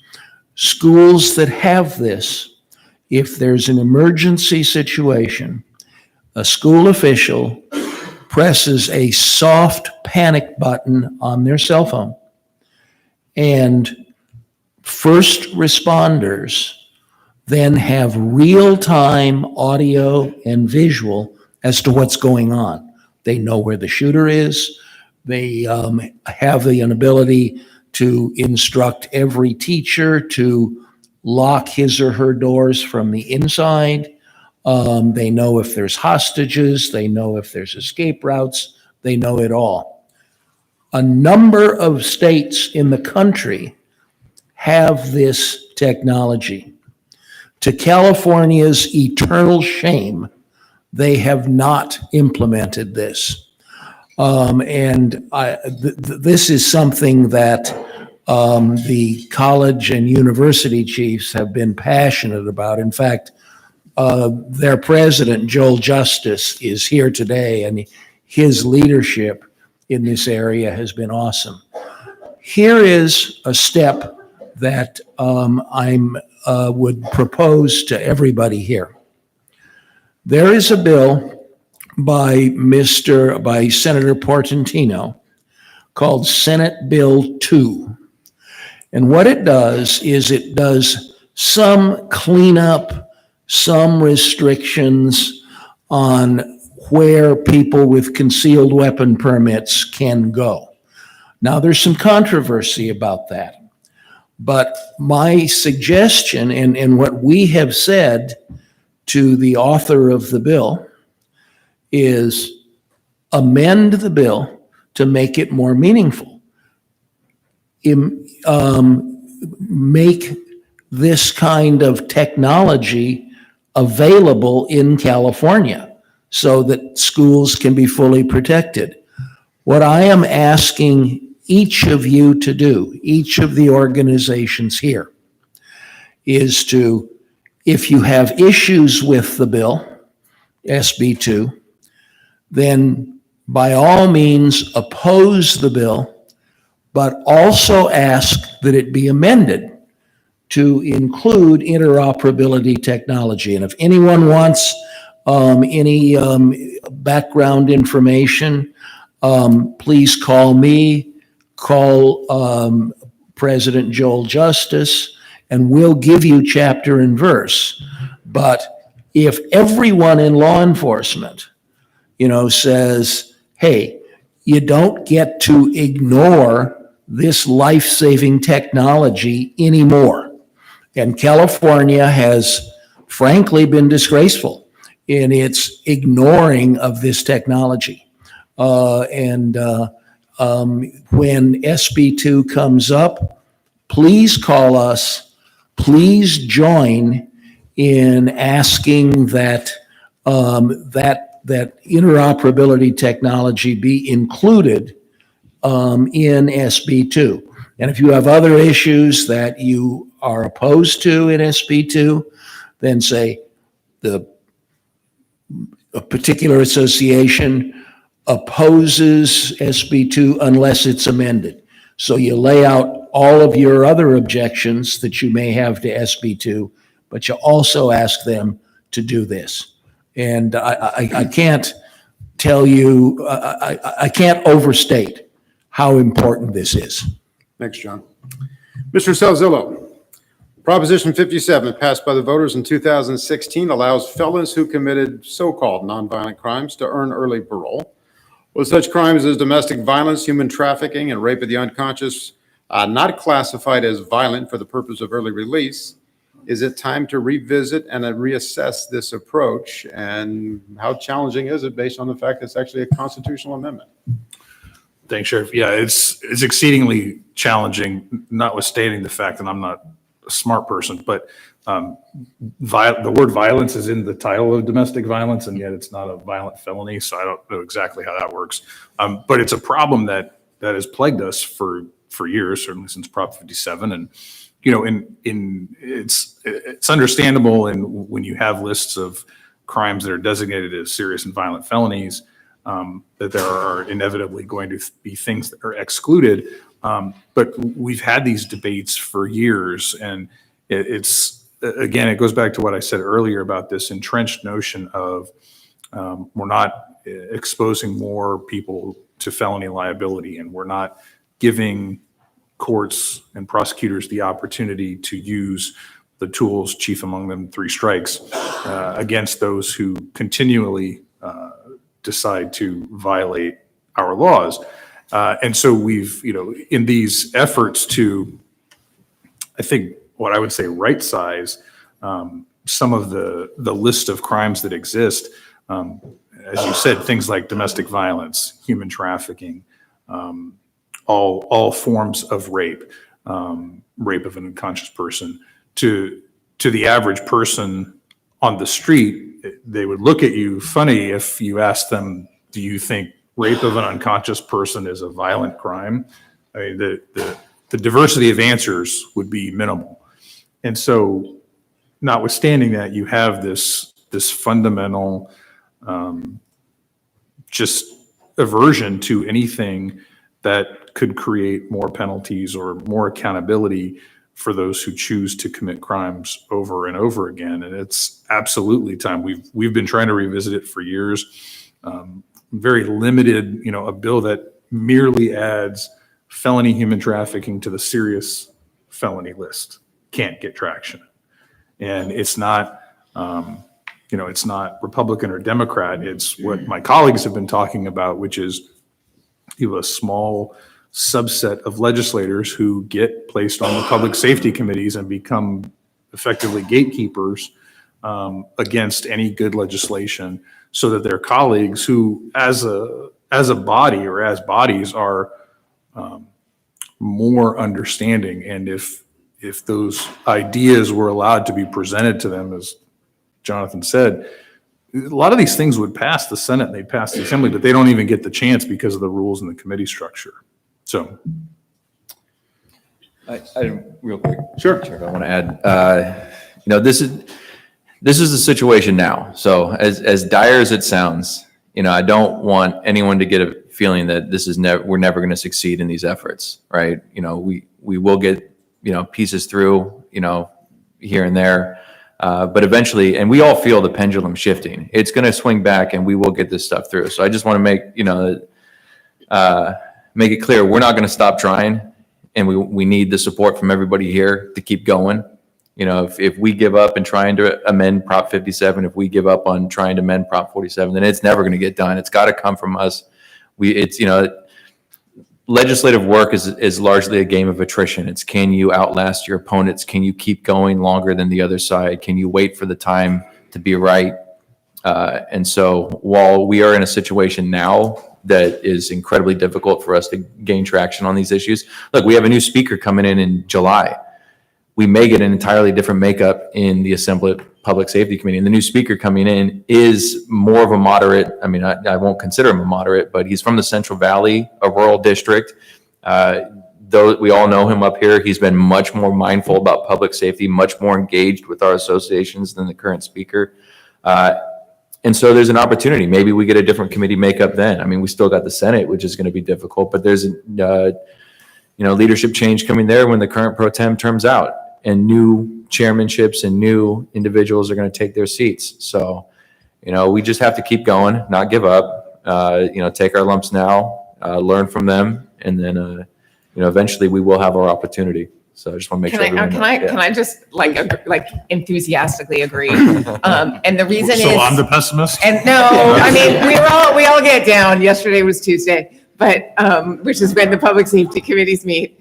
But we have to be ready because things change when the news changes, right? Like this Hertzberg bail bill was going to go through until Mary Tibbetts was killed in Land Park, like 2 weeks before that bill was going to come up. And because So rape, murder, and arson are our friends. Well, I mean, no, but you have to be organized and have your ducks in a row and stuff in that, and in order to exploit tragedies that are going to happen anyway. And you can either have the tragedy and continue with the bad stuff happening, or you can have the tragedy and we can exploit it for, I'm sorry to sound totally crass, but that's what we do.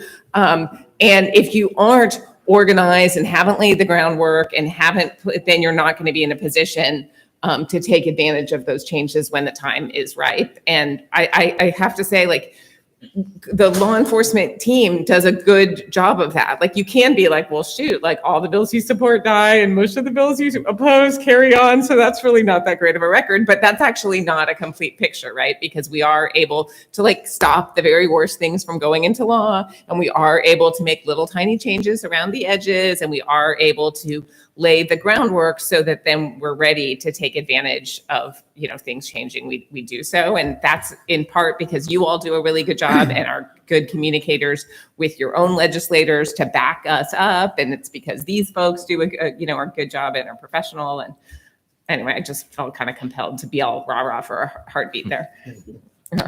Well, I appreciate that. And very honestly, I think it's appropriate to reiterate that as bad as it seems, and let's be honest, I don't think it looks particularly good, that should not be construed as a failure on the part of these folks, because they do absolutely work hard at this. They do their best to stay ahead of the game, but they're dealing with an extraordinary uphill challenge. And just look at the logic and common sense associated with Proposition 57. The public voted for this because they were told the most hardened criminals would stay in custody, and it would only be the nonviolent convicts that would be released from custody. Well, what do they think of it? The nonviolent convicts? Those are the people that are in custody right now. They believe for possession of a less than an ounce of marijuana. That's what they believe. So most of the general public has not read Section 667.5B of the California Penal Code to understand what exactly is not included in that, and that's what they're up against. So my doomsday feelings should not be construed as a reflection of the good work these people do. I want to make that clear. I really, truly appreciate them. Any other thoughts on this before we move on? Mr. Cyberling, some hick just said Silverling. I apologize for that. During the past few years, we navigated some of the most significant police reform measures in decades, codifying use of deadly force, transparency in police personnel records, and forging a system to decertify officers who had committed serious misconduct, to name a few. What did we learn from these debates, and how do we apply going forward? Yeah, thank you for the question. Looking for some, cheer. Yeah, sure. A couple things I've learned, and I'll be brief because I'm really curious what my colleagues have learned too, because hopefully I'm not too off track here. My first couple years doing law enforcement lobbying, I had the huge mistake of going into the interim, surviving or getting through the fights, and then exhaling and saying, man, things can't get any worse than that. I mean, that had to be probably the hardest year that I'll ever have doing this, and going forward, things can only get better. Then the next year would start and then everything would hit the fan again, and I'd have to kind of shift right back into the sort of PTSD mode that I was in from the year before and figure out a way to refocus and move forward and do it again. And then I'll be honest, after the second or third time, same thing. All right, now this is over. We put this to bed. We're going to see how these things actually work. And, we'll kind of come back in a couple years and maybe revisit this. Literally the next year, it came back again and again and again and again. So what I've learned from that, I won't even say it out loud that I'm cautiously optimistic that this year won't be as bad as last, because that's what I said I just learned, is that I don't do that anymore. So essentially, there's just a nonstop fight that's going to go on. I think no matter, how big of a person we are to actually come to the table and work with the other side and sit down with folks and try and be empathetic and try to understand their perspective. Now, I was chatting with our attorney yesterday during our board of directors meeting, and he and I kind of agreed. I mean, the entire business model of the groups that we're at odds with over these issues is essentially designed to not solve the issue. They actually get as much capital out of us killing their bill or neutering their bill to go back to their supporters and say, oh, the big bad, police and sheriff's unions, they're untouchable, and they came down and they swatted us down again, and now we need more resources to come back and really fight them next year, no matter how the outcome turns out. So I'm aware of that. I've kind of created a shell around myself to survive these types of things going forward. But that's kind of the one big one. I guess the other one, just to kind of leave it with you guys. Mike Ziegler's in the room. I know we've kind of pointed him out a few times. We really hate to have lost him to the sheriff's department. He was a huge asset to us in the Capitol, and something that he and I kind of came to the conclusion of during a lot of these fights is facts and logic are great. You can have all the data in the world. You can have the right answer. You could be right, but emotion carries the day. And Unfortunately, the other side figured that out before we did, and they came in with, crying mothers and siblings and people screaming and losing their temper in committee while we were kind of going about our business, presenting the facts. And we finally came to a realization, like, look, we need to fight at the same level they're fighting and start bringing forward, people that have had, that have had lost, loved ones lost during the course of duty in law enforcement. And I think the best example of that was during the Shirley Weber use of deadly force debate.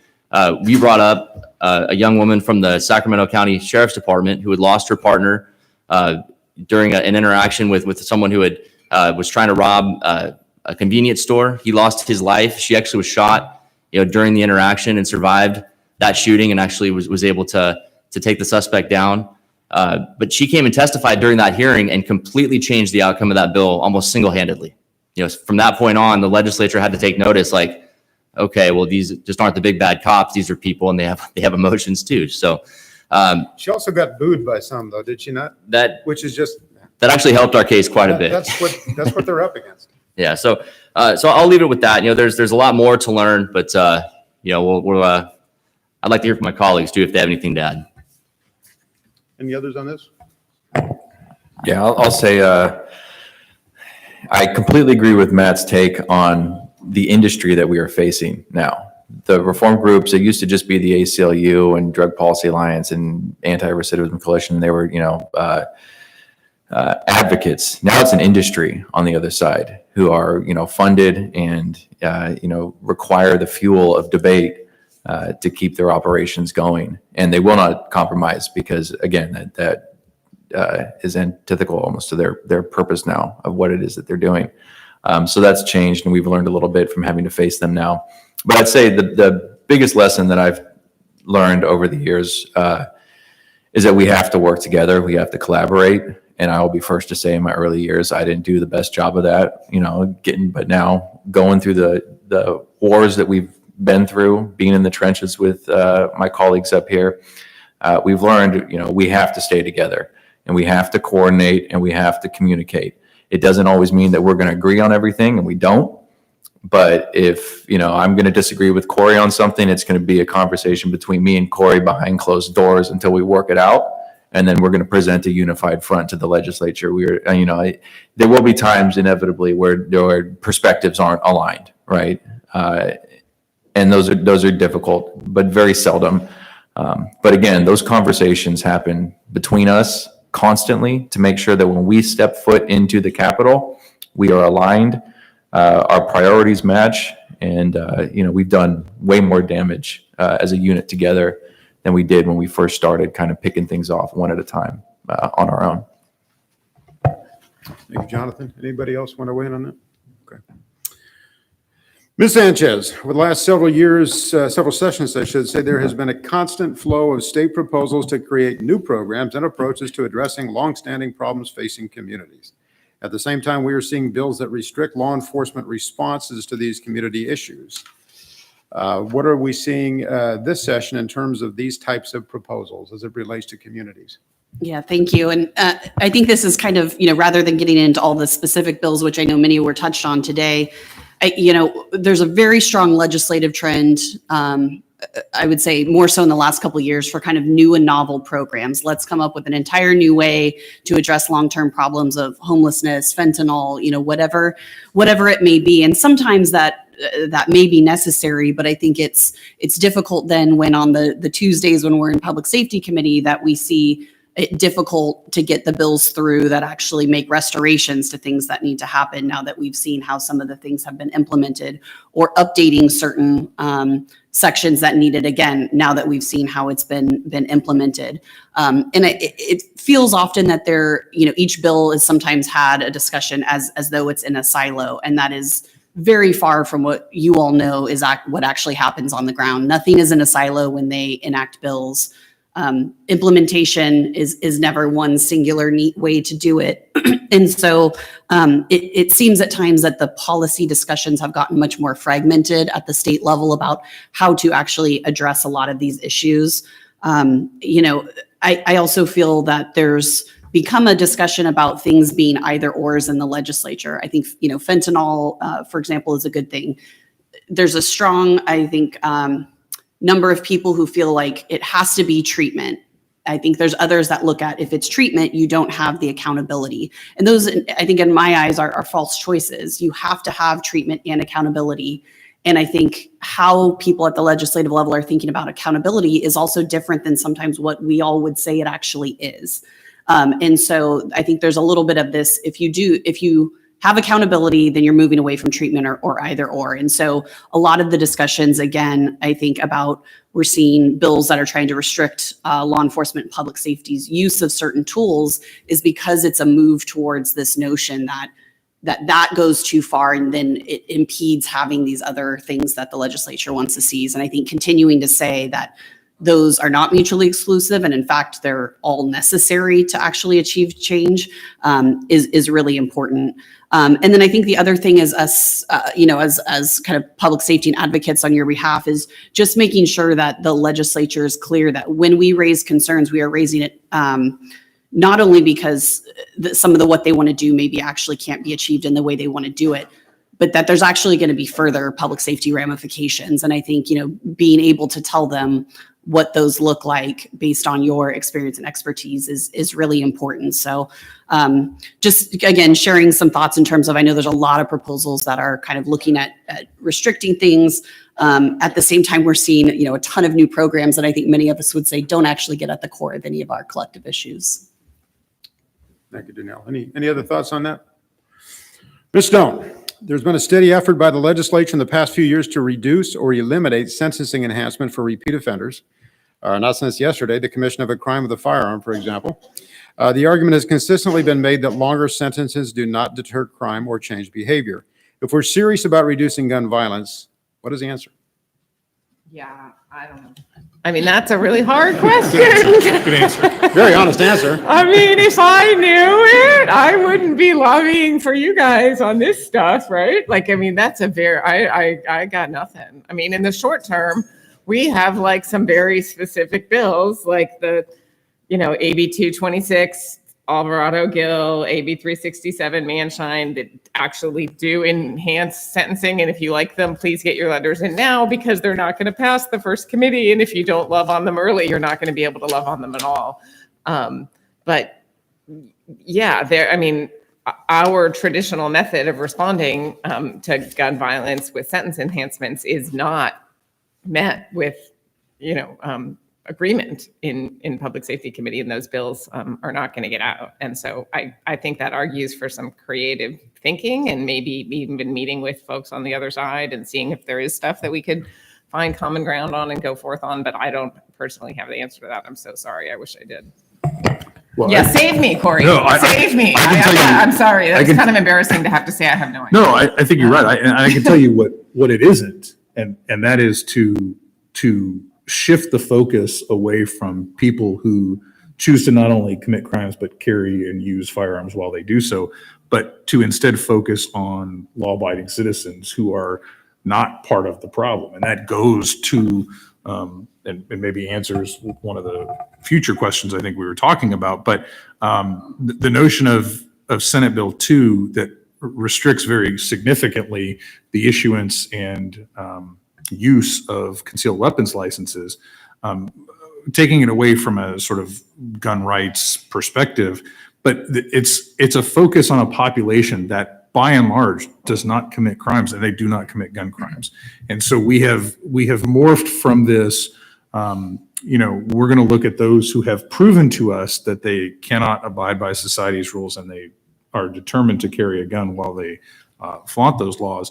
But we've sort of shifted away from that, and now we're going to look at these people who scare us, that when we walk into a restaurant and we don't know who's got a firearm under their jacket, that we're so scared that person who's been trained and licensed and has put their hand up and said, "Sheriff, I'd like to carry a gun," is concerned that person is going to become the problem, or that somehow someone's going to steal that gun from that person and then shoot up a restaurant. I mean, this notion that this is where we've gotten, that we fixed all the other issues. So we're going after those who lawfully defend and want to use their rights, who go to law enforcement and say, I am trained, I am willing to abide by all the laws.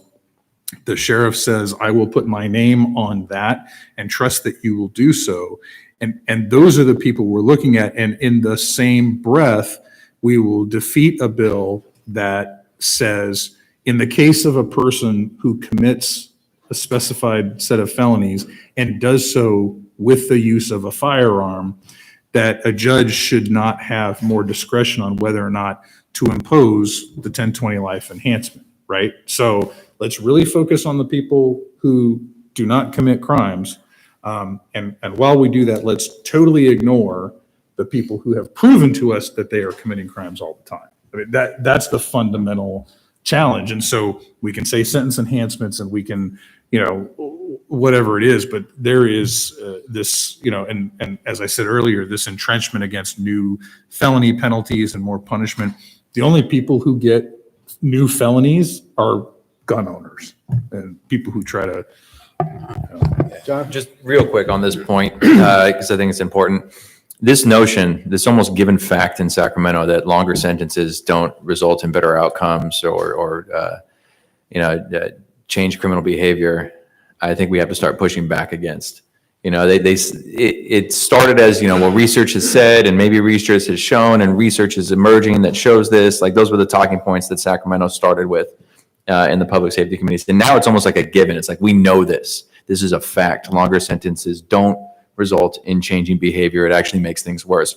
Where if you actually look at those research papers that originally started this conversation that they're citing to, it says longer sentences may not result in better outcomes. Longer sentences may cause more criminal activity. There's even lines in some of those research papers that say this research should not, be construed to be a guide for policy implementation or different policies. And the LA County chiefs actually penned a letter to their DA, basically outlining all of this, saying, your policies are stating these almost facts about sentences and punishment that we completely disagree with. And if you actually read the research that you're using to justify, not charging people for a whole bevy of different crimes that he's not charging anymore, it's misguided at the best, ignorant, at its worst.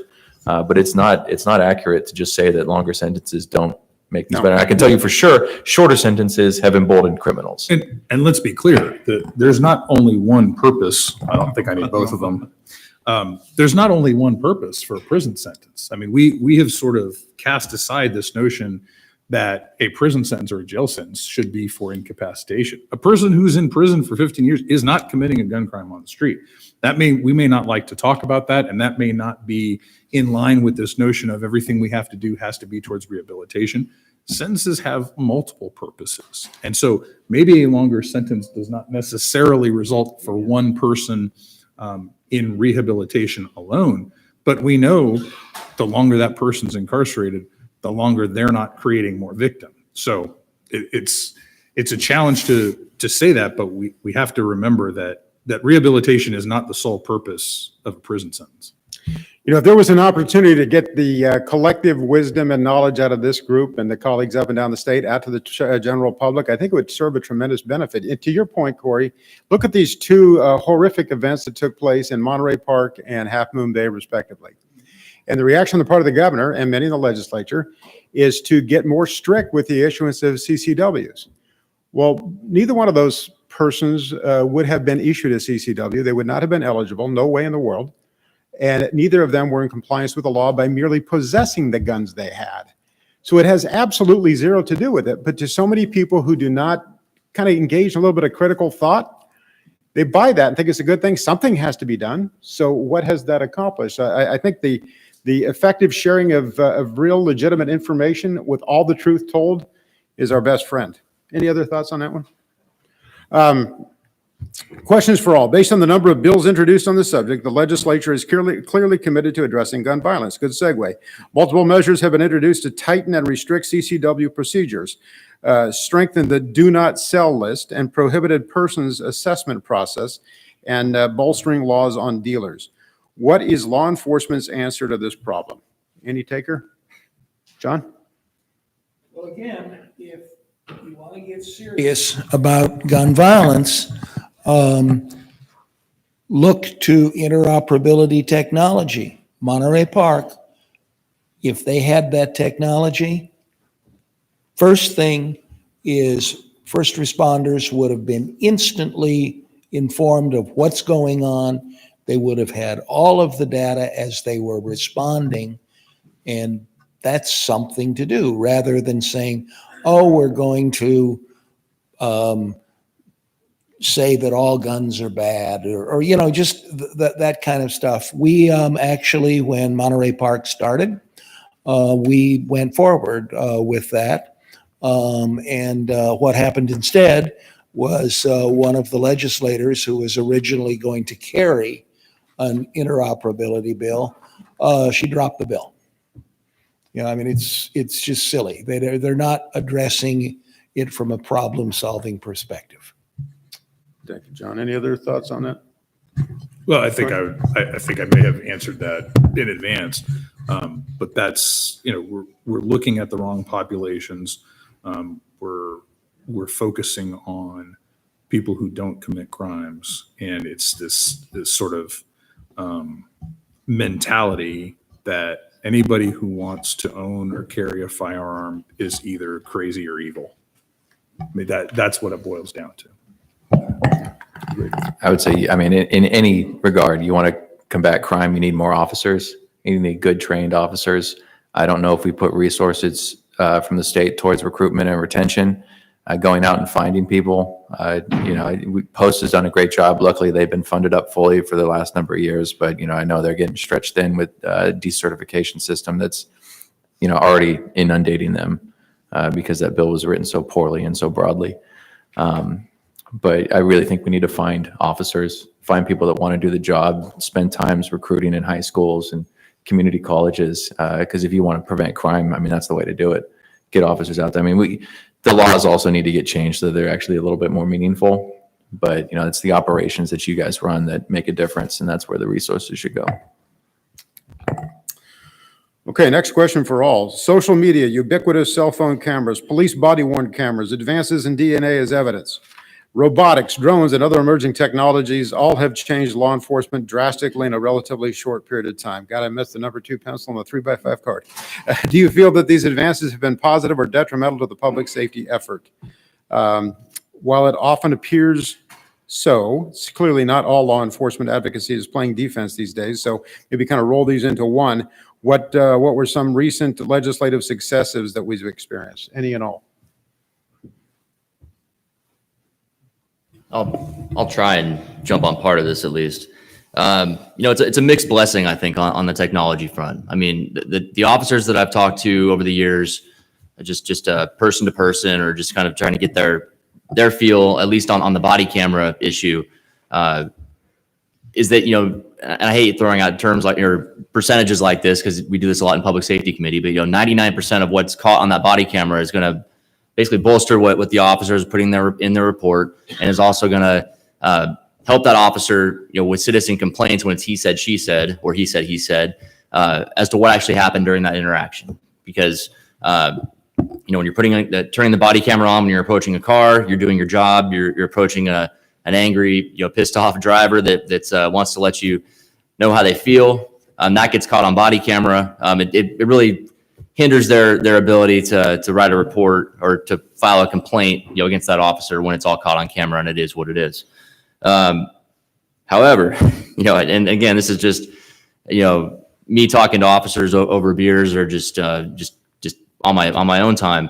The cell phone cameras and just basically the cameras in your face and people following you around. We have a group in LA called Cop Watch that's sole purpose is to follow officers around with cell phone cameras or even more high-tech cameras to make sure that they know they're being watched at all times by the public, and then they're posting this on social media, which is the other issue I was going to bring up. It's a problem, but it's not something that's going away. It's only going to continue to get deeper and deeper into the process. And kind of going back to the question I answered before about what I've learned over the years, the other side, and I hate to keep calling the other side like they're our adversary or something. I guess there are some things we agree on, but they have really got their social media game dialed in. I mean, they are swarming issues. They're working 24/7. They have an absolute army of people that are willing to sit there on Twitter and other types of social media outlets and comment on things and try to basically overwhelm issues with their thoughts, or try to steer issues towards legislators, tagging elected officials to make sure that they're seeing 50, 100 comments on an issue of outrage about, an acquisition of a drone or some sort of old military equipment that's now being used at the local level. So it's all kind of tied together, and it's not an easy answer. I think there's obviously things that are helpful in the investigatory sense, but just for interactions with the public, I'm struggling to really find a positive aspect when again, with all the cameras that are on every street corner and on every chest and in every pocket, really capturing everything that's going on. Thanks, Matt. Yeah, I'll say, I mean, with new emerging technology, there's always benefits, but then there's always concerns and pushback and consequences from the use that we have to then end up dealing with. Drones, for example, incredible benefits in finding information, being able to see what's happening in a backyard with suspects without having to send officers back there to, put themselves in danger. But now we've got bills banning certain types of drones or regulating law enforcement's use or oversight. Similarly, with facial recognition, the Chiefs Association is sponsoring a bill this year to set safeguards and protections in place that allow for law enforcement's use, because we're also facing another attempt by the ACLU to ban facial recognition entirely, this time for 10 more years. So it's and then there's the robot bill. There's another bill to set restrictions on when you can use a robot to end a deadly force encounter. Which is, another debate in and of itself. And it's just that every time there's an emerging technology, there's a pushback and there's concerns that we then have to deal with. And with all technology, regulations and laws follow behind. So, we'll get out ahead using some type of new equipment. And, sure enough, 6 months to a year later, somebody's coming behind to regulate it or raise concerns or, otherwise complicate things. So it's kind of like this ongoing process, but I do see a tremendous benefit in those three pieces of technology specifically. And I think we have to just keep advancing and playing defense against the bills that would eliminate your use of it, which is not fair because every other industry is using technology. Why should law enforcement be the only industry that gets completely banned from using some of this stuff? Any others? Danielle? And I would just add, it's easy for those of us, especially in the Capitol, to kind of hear and see what we hear in the Capitol, every day about the amount of noise and narrative and different things there are around these spaces. But I always find it interesting when I talk to everyone more at the local level. There's great dialogue with their community. Social media is being used to highlight the good programs, the good services, the things that sometimes are the core mission of public safety, and sometimes outside where people are helping their community in other ways. And so again, under the header of trying to find silver lining, and probably some of the news we've had to share today is, I definitely encourage everyone to continue using those platforms to share the positive stories, because I think so much of what we know about the legislative level and politics is local. And so the work that you're doing locally to inform your communities, be engaged, does have impacts at the state level. And it's important to kind of be telling that story. Thank you. Any others? Okay, to close the panel today, we welcome any closing remarks you may have, with perhaps an inclusion of other 2023 legislation which you feel our attendees today should be aware of and take back to their agencies. Let's start with Ms. Stone. Oh, I put my papers away. We've got several. One up next week is AB 455 by Assemblymember Quirk Silva, and that extends it creates a ban where if you get a mental health diversion, then you don't suffer a firearms ban the way you would have if you suffered a conviction. So if you get convicted of doing the crime, then you can't have a gun afterwards. But if you went through mental health diversion because you didn't suffer a conviction, you don't get that subsequent ban. And that bill committee wants us to change it to something that is like not that helpful. And so we could really use some additional support on that one. And then another one that I think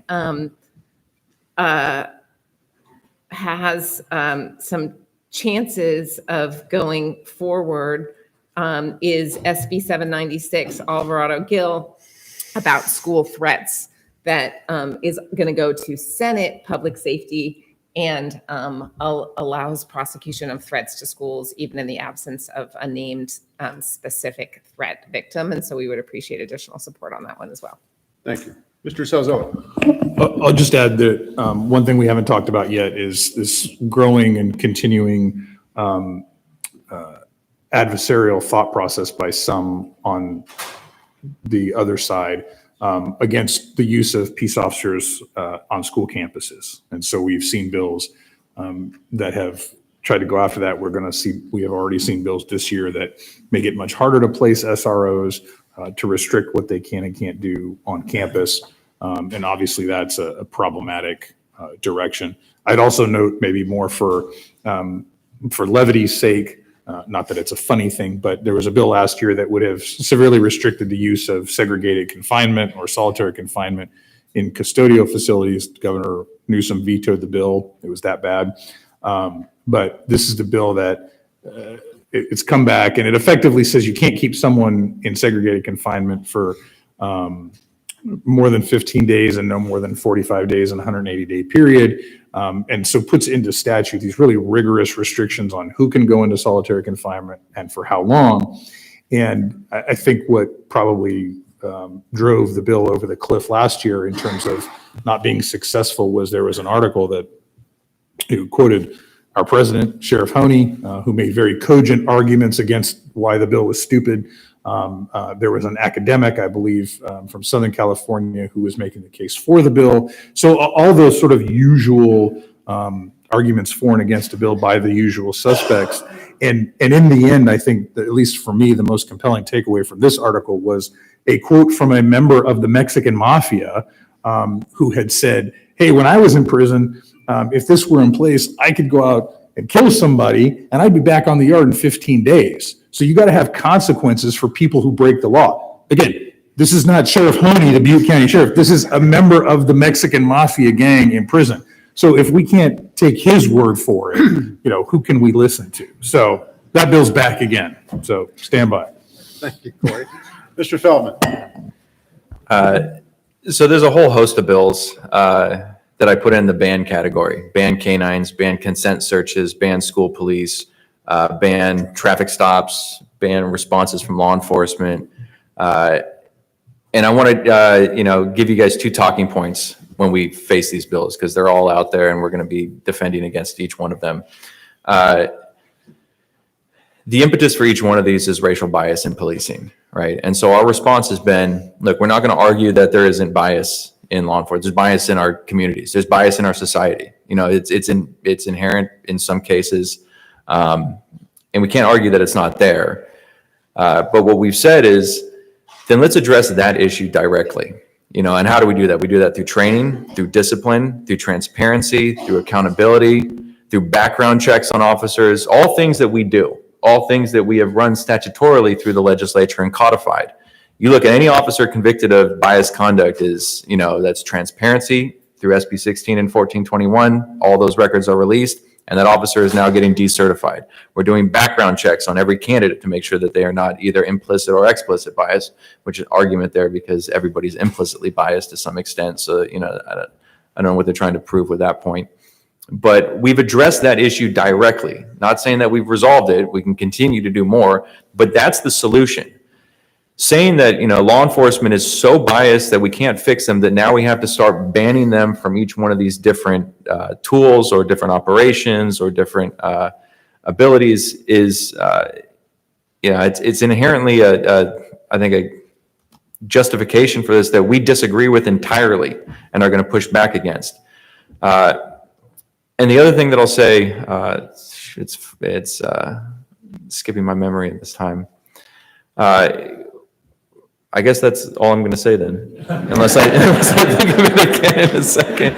I've said too much anyway today, so that's where I'll wrap it up. But I appreciate everybody being here today, and thanks for your support. Thank you, Jonathan. Mr. Lovell. Well, first of all, I adopt my I reference everything Mr. Feldman just said. And his point about separating out bias from an underlying bill that wants to ban canines, for example, is absolutely right on point. And those reflect the positions of CNOA across the board, as everyone was talking about different. For CNOA, right now, we are very strong supporters of Senate Bill 44 by Mr. Umber, and that's the bill dealing with advisements. Oh, sorry. For CNOA, SB 44 is a high priority with us. We think of all the advisement bills that has the best opportunity of passing, for the simple reason that it's easy for these public safety committees to say no to a Republican author, no matter how meritorious the advisement issue is. It's harder for them to say no to a Democratic author. And so we think there's a chance there. The other bill that I referenced earlier that we just find appalling is Senate Bill 58. That's going to result in more deaths, and we'll produce documentation on that issue. But we would urge everyone in this room to join us in support of SB 44 in opposition to SB 58. Thank you, John. Ms. Sanchez. I would echo, I think, a number of the bills that were already mentioned. I think a couple of the other areas, in addition to kind of the significant changes for a lot of the peace officer processes, there's a handful of bills in the victim services area pertaining to restitution. I think those are going to be really, really important to look at and engage in some of the larger conversations. And I think underlying all of these things really is a lot of the discussion that we've talked about on training and recruitment and retention. And those are definitely key focuses for CPOC and probation this year, in addition to looking at all the bills that have kind of been identified as creating impacts and negative impacts kind of on the profession, but really looking at how do we continue to invest in the individuals doing this work. So those are going to be key areas that we'll be looking at this year. Thank you. Matthew? Yes, sir. So just briefly, because I think everything's kind of been covered since I'm going last here. So I'll just leave you with one thought. There's obviously to Jonathan's point, a whole package of bills that are sort of targeting how you police, what tools you can and can't use when you're policing, and more generally what the role of police is in our communities, in our counties, in our cities, in our state. Ranging from reassigning all that work to firefighters and EMTs, and community members in polo shirts to show up, where you're currently showing up now, to having that same work assigned to the same types of people for low-level infractions, for vehicle stops, mailing people tickets instead of giving them tickets, and on and on and on. The canine bill, the carotid hold, and it's sort of an endless list of things that we're debating year after year. So generally, just the thing that I want to leave you with, the public safety chair, and he says this every week, and yesterday was no different. The bill's presented, the support goes, the opposition lines up, which is me and basically everyone up here right now, with a few exceptions. The chair hears us out, and then he mics up and makes sort of the same general comment every time. Look, the role of police is to enforce the laws. We make the laws, you enforce them. It's interesting to hear what you think about it, more or less, but we're going to do what we're going to do, and that's the outcomes. We'll be responsible for those outcomes as elected officials. But again, your job is to, on January 1st, see what the new laws are and change accordingly. So to that point, we're going to keep doing what we're doing. We're going to keep communicating these issues to the legislature. But our ability to build a coalition of people without badges, people that you protect and serve that are out in your communities, who I hear from quite, I mean, I was literally in this room, I think in January during the Contract Cities Conference for Los Angeles County, and gave a public safety presentation, talked about a lot of the same bills. And on my way out of the room, I had about half a dozen people stop me and say, well, how are you guys going to stop that? What are you guys going to do about this?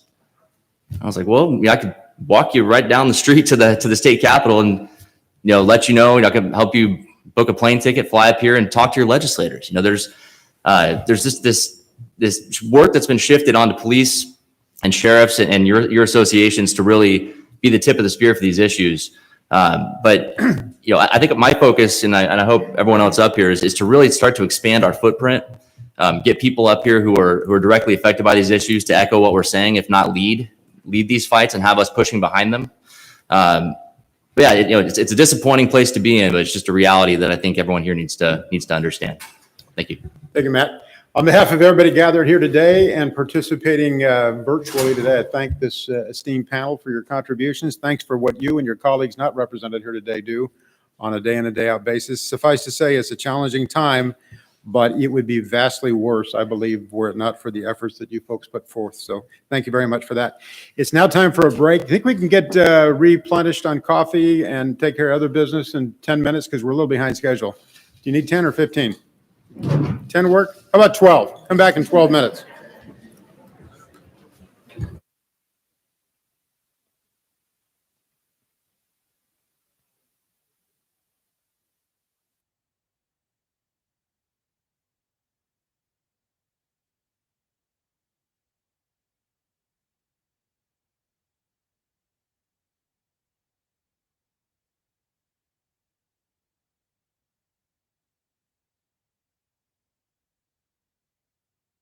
Time. It looks like we might be ready. Ladies and gentlemen, welcome back. Thank you for returning. I'm talking kind of slowly for a few stragglers can work their way in. I'll start outing people by name to embarrass them if they move too slowly.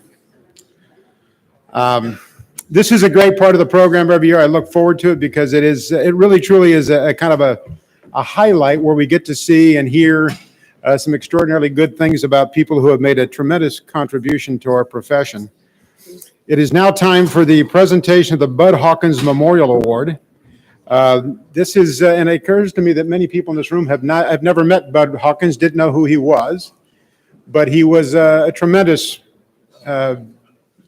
individual in terms of his contributions to the law enforcement profession, was around for a long, long time, and accordingly, a recognition is named in his honor. Each year at this event, the Bud Hawkins Award is conferred upon an individual who has made a lasting contribution to the profession and has made a significant legislative impact as well. Recipients are nominated and selected by the organizing members of this event.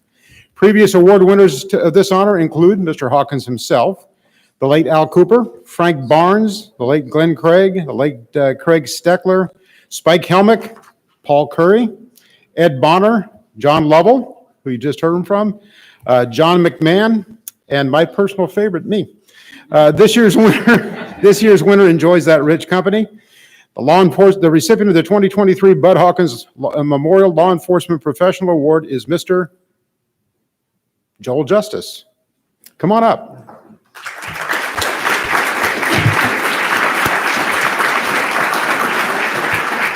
Mr. Justice is the president of the California College and University Police Chiefs Association, and for decades has taken the lead in educating California policymakers about the categories of crimes that disproportionately take place on campus environments.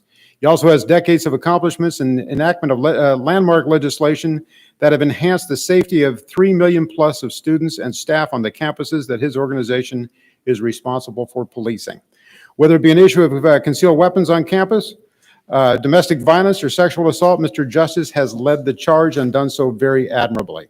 His legislative accomplishments are so impactful, he secured the enactment of legislation that enabled college and university police agencies to conduct and record pretext calls where the victim of one of those crimes, under the supervision and direction of college public safety officers, telephones the suspected perpetrator and is able to obtain admissions from that person, which, when recorded, can be used to secure the conviction of that suspect. In addition to Mr. Joel's leadership In the campus safety area, he has also been involved in the association in active support for issues of equal importance to brother and sister law enforcement organizations. For example, he led his organization to oppose the shooting gallery bills of the last few years and the LSD decriminalization bill, as well as bills that have undermined the public safety mission, and has been engaged in opposing grants of parole to murderers. For his outstanding career and impact, please help me in recognizing this year's Bud Hawkins Award recipient, Mr. Joel Justice. Joel, welcome.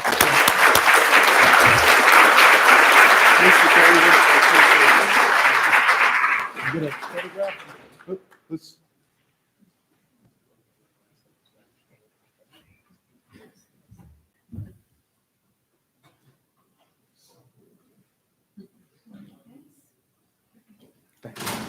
Thank you.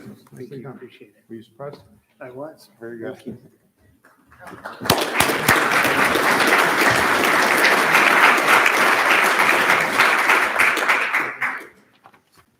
Okay, always my favorite part of the day.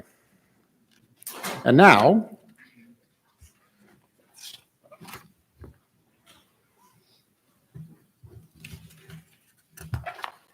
it is my distinct pleasure to now welcome Assemblymember Blanca Rubio of the 48th District, which includes Azusa, Citrus, Irwindale, Baldwin Park, Covina, and West Covina.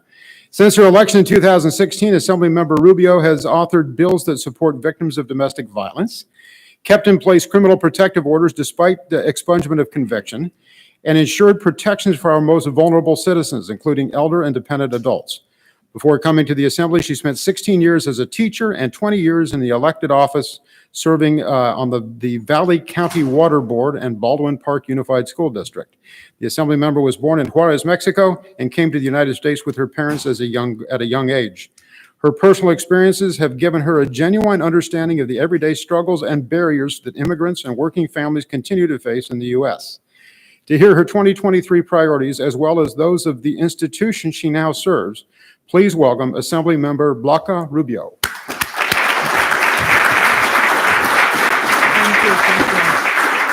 Thank you very much. I hate to be after the favorite part of the day.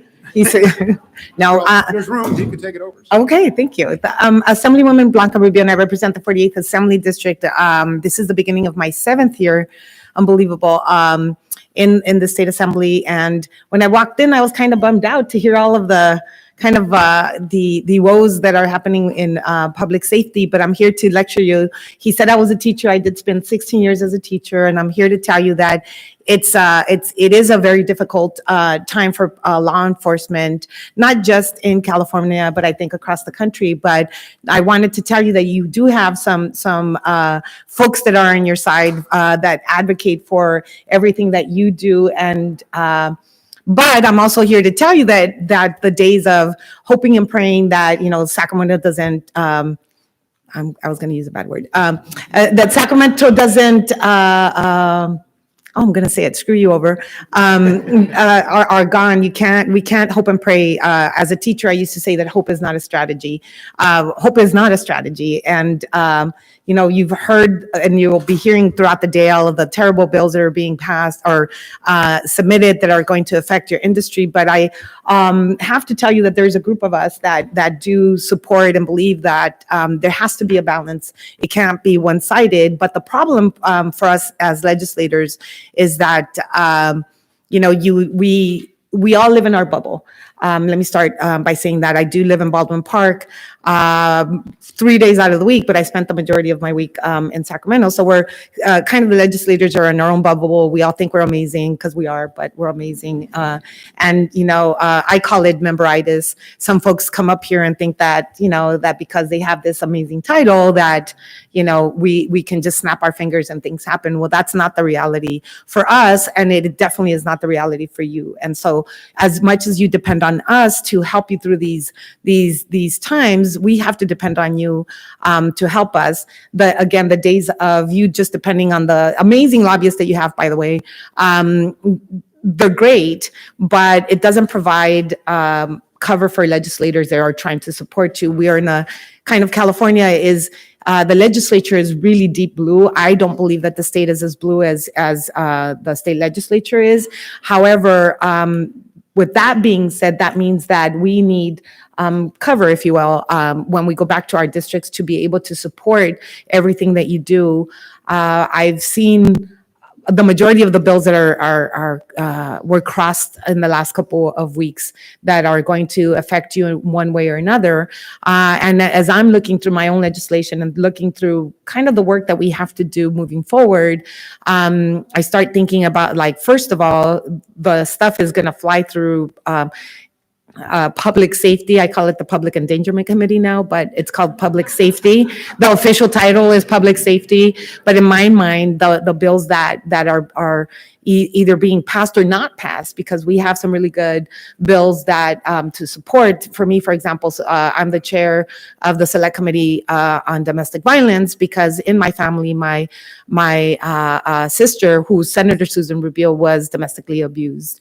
So I do a lot of work in that space. And so when I introduce legislation to support that, unfortunately, in the Public Endangerment Committee, I'm going to get in trouble because I say that. In the Public Endangerment Committee, it doesn't even get a hearing, which is really, it really is contrary to what supposedly we're trying to do. And I'll tell you a little bit about how the Public Safety Committee works, but the reality is every time there's a bill that I or any other legislator try to pass that will support one victims or whatever it may be, the first thing that I hear is, well, it's going to incarcerate more Black and brown people, which we can appreciate, except for 2/3 of the victims are Black and brown people. And so for me as a Mexican brown woman, my argument always is where is the balance in all of this? Do we have, well, let me start by saying, I was a teacher, my bio, I was a teacher for 16 years, and not all teachers are good. Not all nurses are good. Not all doctors are good. I mean, we have all of these, bad apples, if you will, in every single industry. The unfortunate part for you is that the highlight has always been, look at how bad and terrible law enforcement is, which is, again, the rhetoric out in the news or wherever it may be. But for me as a brown woman to hear that constantly is really offensive, because the victims are Black and brown people. And I'm not just advocating for my Black and brown communities. I'm advocating for all of the communities that deserve good, to be able to go to work, be able to go to school without the fear of being attacked. And that's where you all come in. And so when I walked in again, I was kind of bummed out. The energy was low. You have advocates up here. You have people that support you. You have people that are willing to put their mouth, their money where their mouth is. And, I see a few of you shaking your heads. I am the quiet, reserved, one that doesn't speak your mind, as you can hear from my voice. And I always speak up to support. But the unfortunate part is that there's few of us that are courageous enough to actually speak our mind.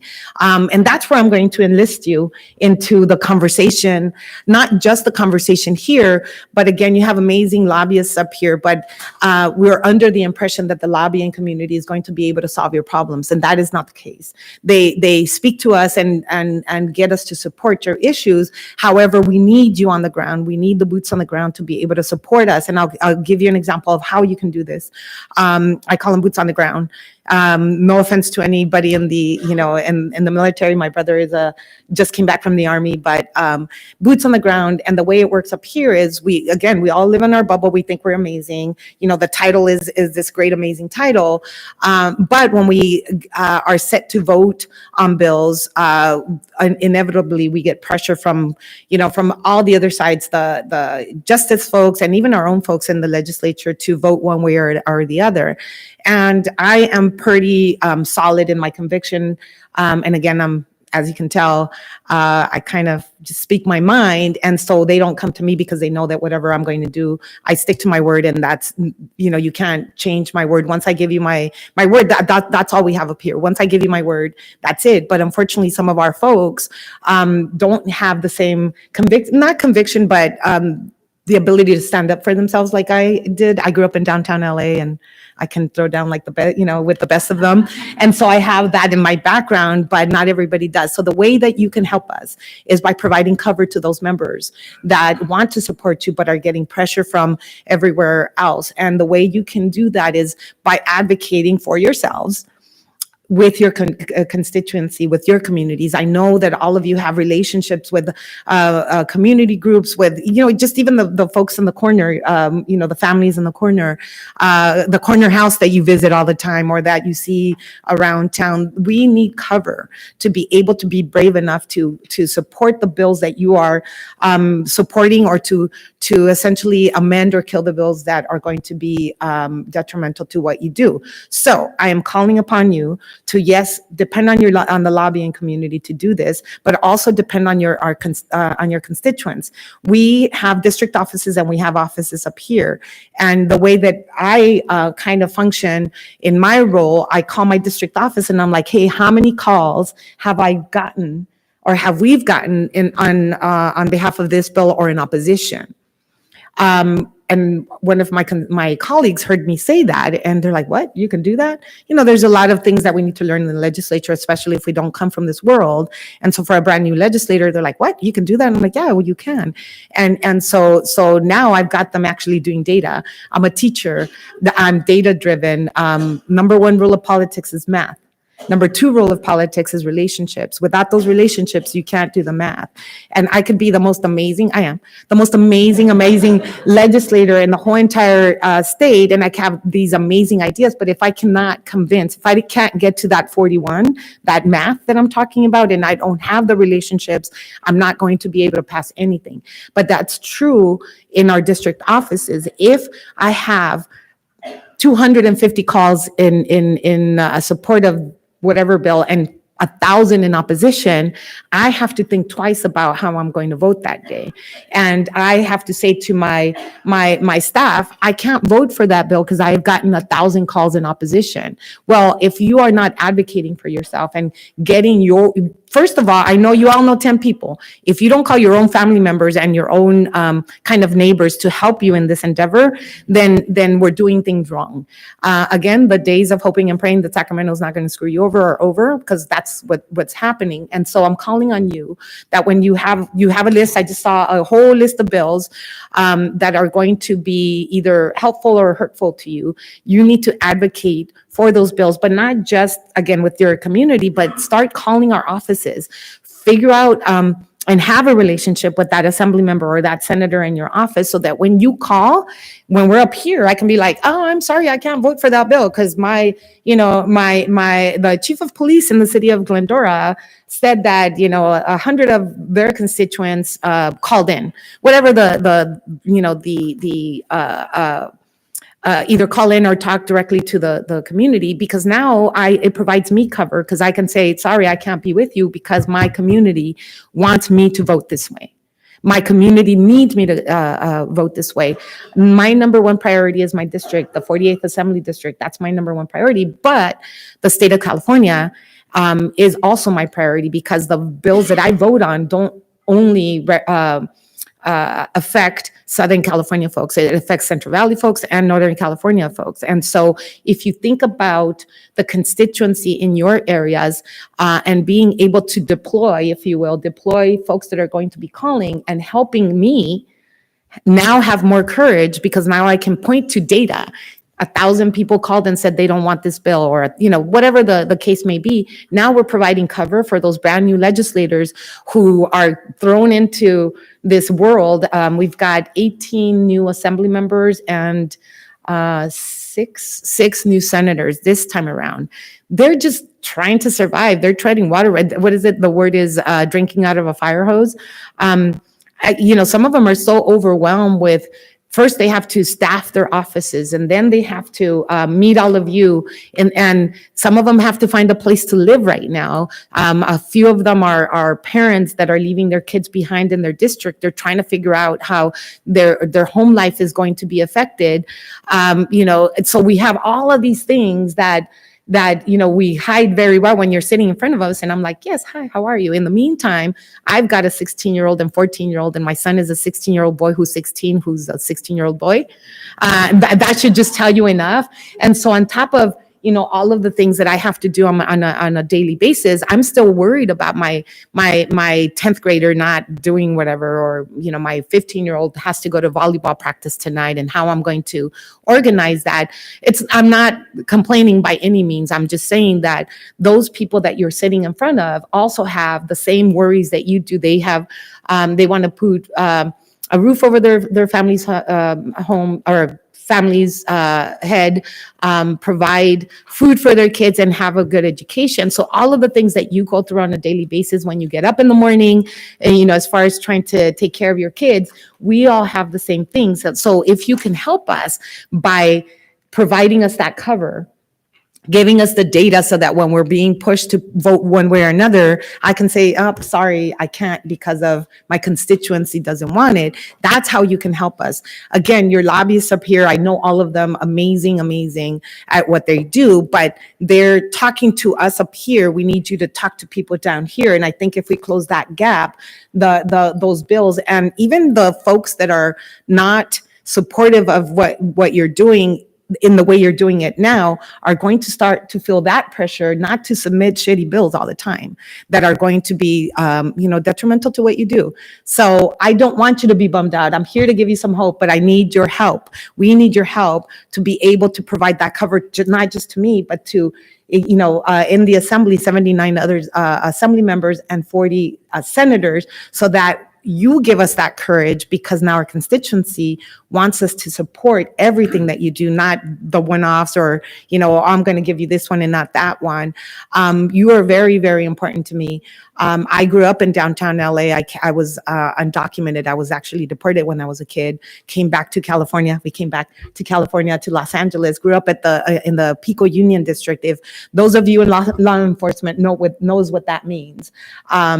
And I survived, literally survived that because of the law enforcement folks that took, a couple of them were like, hey, what do you need? And took the time to really talk to us when we were teenagers. And unfortunately for my group, I went to Belmont High School, and, half of them, I venture to say, made it out, and the other half, God knows what happens to them. But if it wasn't because of the law enforcement folks in our, not just you patrolling, but in our lives, God knows what would have happened. I'm here, to tell you that you do make a difference every single day when you talk to a child, when you talk to a family, or when you talk to, somebody on the street that needs your help. You make a difference. And for me, that was the difference. And now have a office in that big white building in Sacramento, across the street. And I'm able to brag about it because I was able to survive whatever it was. God only knows why, I was one of the lucky ones that got out of there. But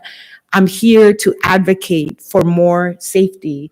And that's where you all come in. So I can go on and on and on forever, but I need you to do a couple things. Well, first of all, the number one rule of politics is what? Math.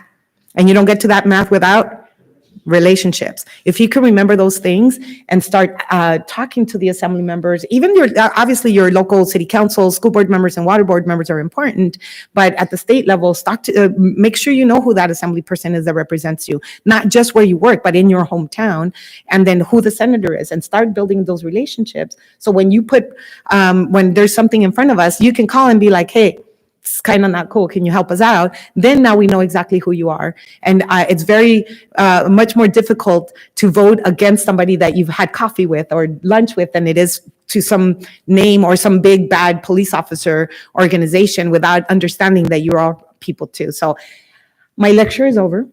If I don't know if you have questions or comments, but I'm happy to do, whatever it is that you need me to do, but I'm available now. Any questions for her? Yeah, any questions? Okay, how about commitments that you're going to do what I'm asking you to do? Raise your hand if you're going to commit to at least talking to some of those folks and making sure that you know who your legislators are, so that when you're advocating for these shitty bills, now you know exactly who you're talking to, instead of sitting in here. Because I walked in, I was bummed out. Like literally, I was like, the energy was like, oh my God. I don't want to walk into this group and be bummed out because you're all depressed over all the bills that you heard. Now I want you to have the energy and the hope. Hope is not a strategy. However, in this case, we're going to have to, that's all we got for now. But the hope that some of us up here are trying to support you, trying to do the right thing, but it takes your advocacy in your cities to be able to give us that strength. So thank you again. And it is Rubio, R-U-B-I-O. No, just kidding. But call me anytime if you need help. Thank you.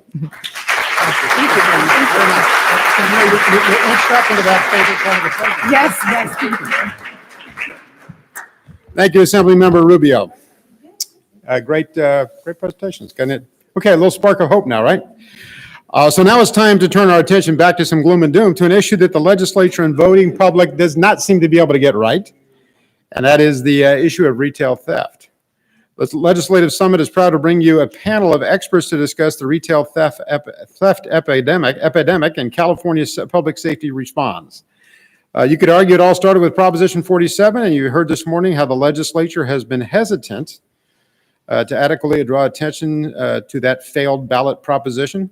Since then, everyone in this room has dealt with the aftermath of Propositions 47, 57, and 64, and the countless legislative mandates that have tied your hands over and over again. Now it's time for a discussion about where we can go from here.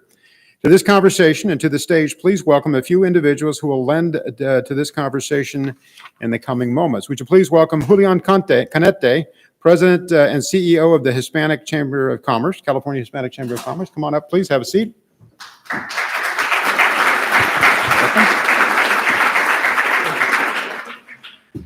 Nate Hatterley, who will be representing the Californians Against Retail and Residential Theft Coalition. Is there a California coalition in favor of retail theft? That's what I want to know. Welcome, sir. Thank you.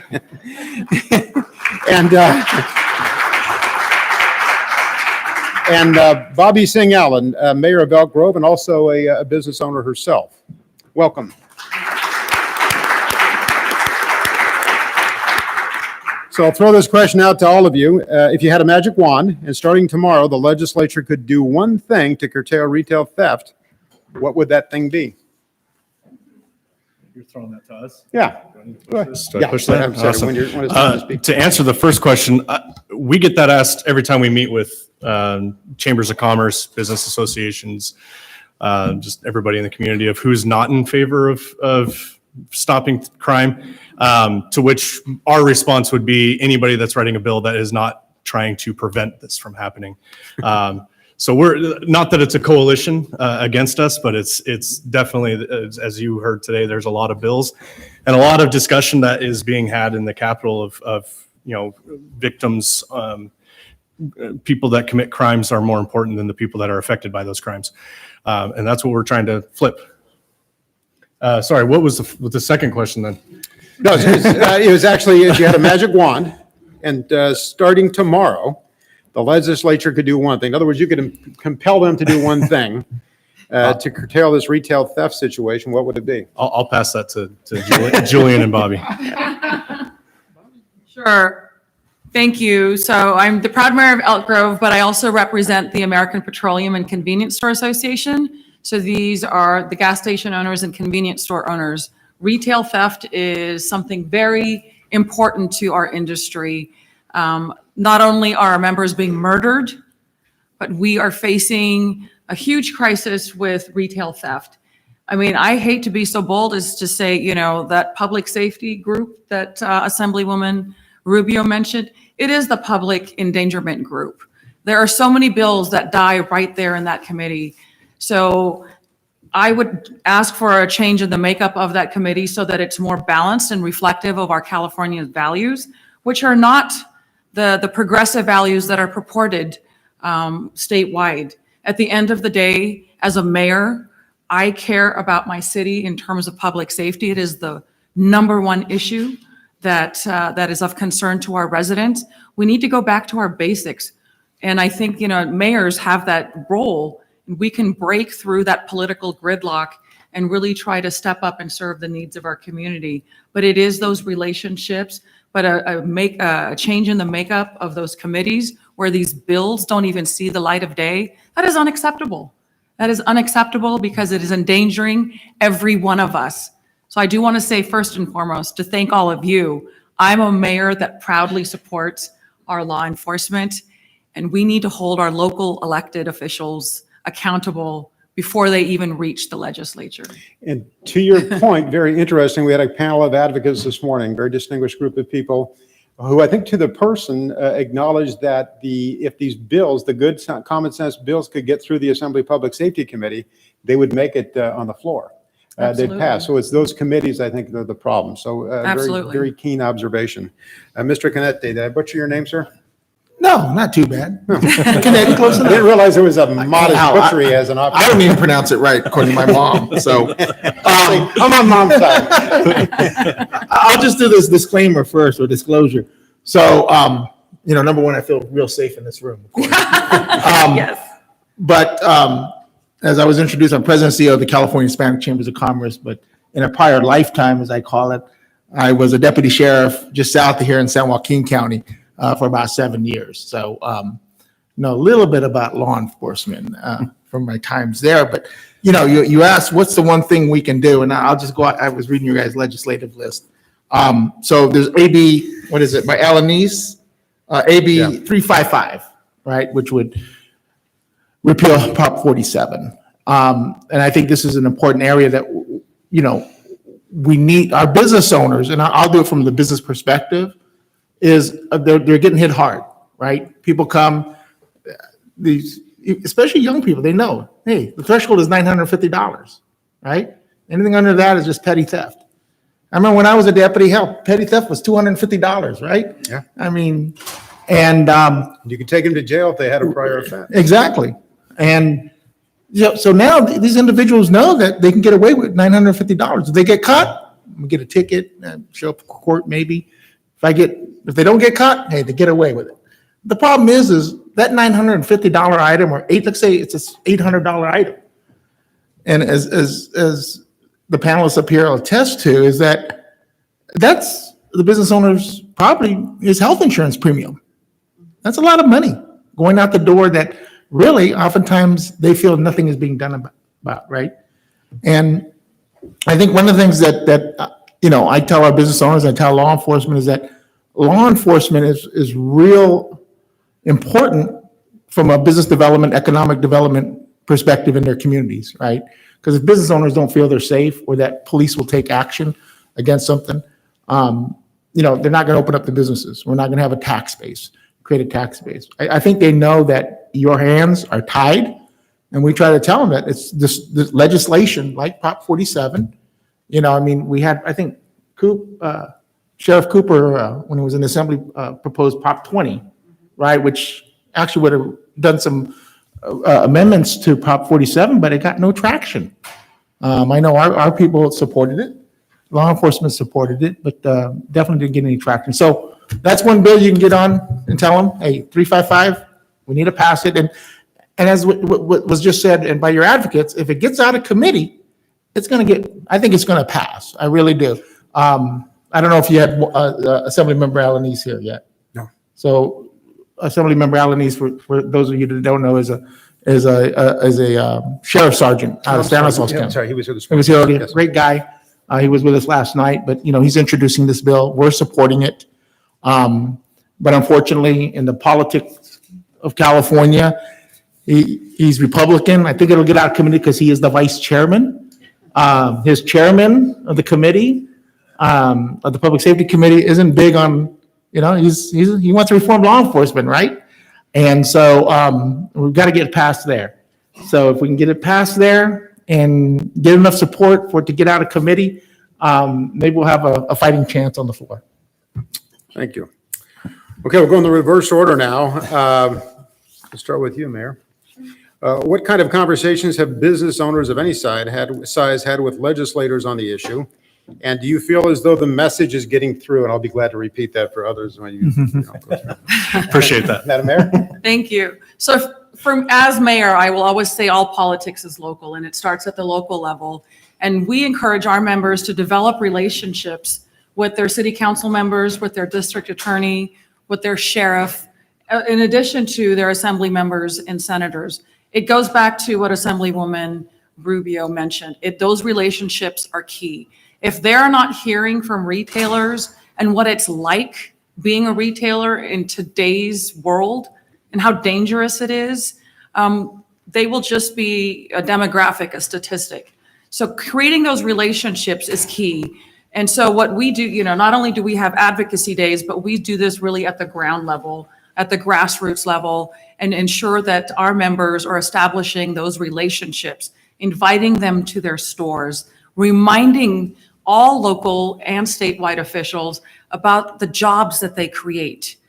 Most of these families that I represent are from India, and so we are minority-owned business owners, and there's that little bit of intimidation of engaging with government. So I try to help break down some of those barriers, but it's inviting members to their stores, establishing a relationship with law enforcement that covers their beat so that you have that partnership.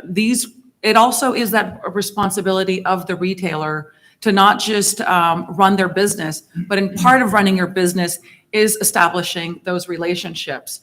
So that is something that we work on every day to ensure that our members are not only equipped, but they know who their representatives are. Bring them to the store.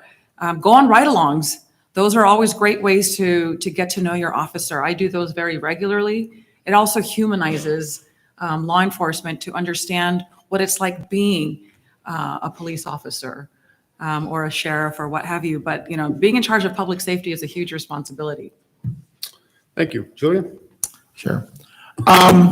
Everything the mayor said, again, for the business, number one, Nate is with what we call CART.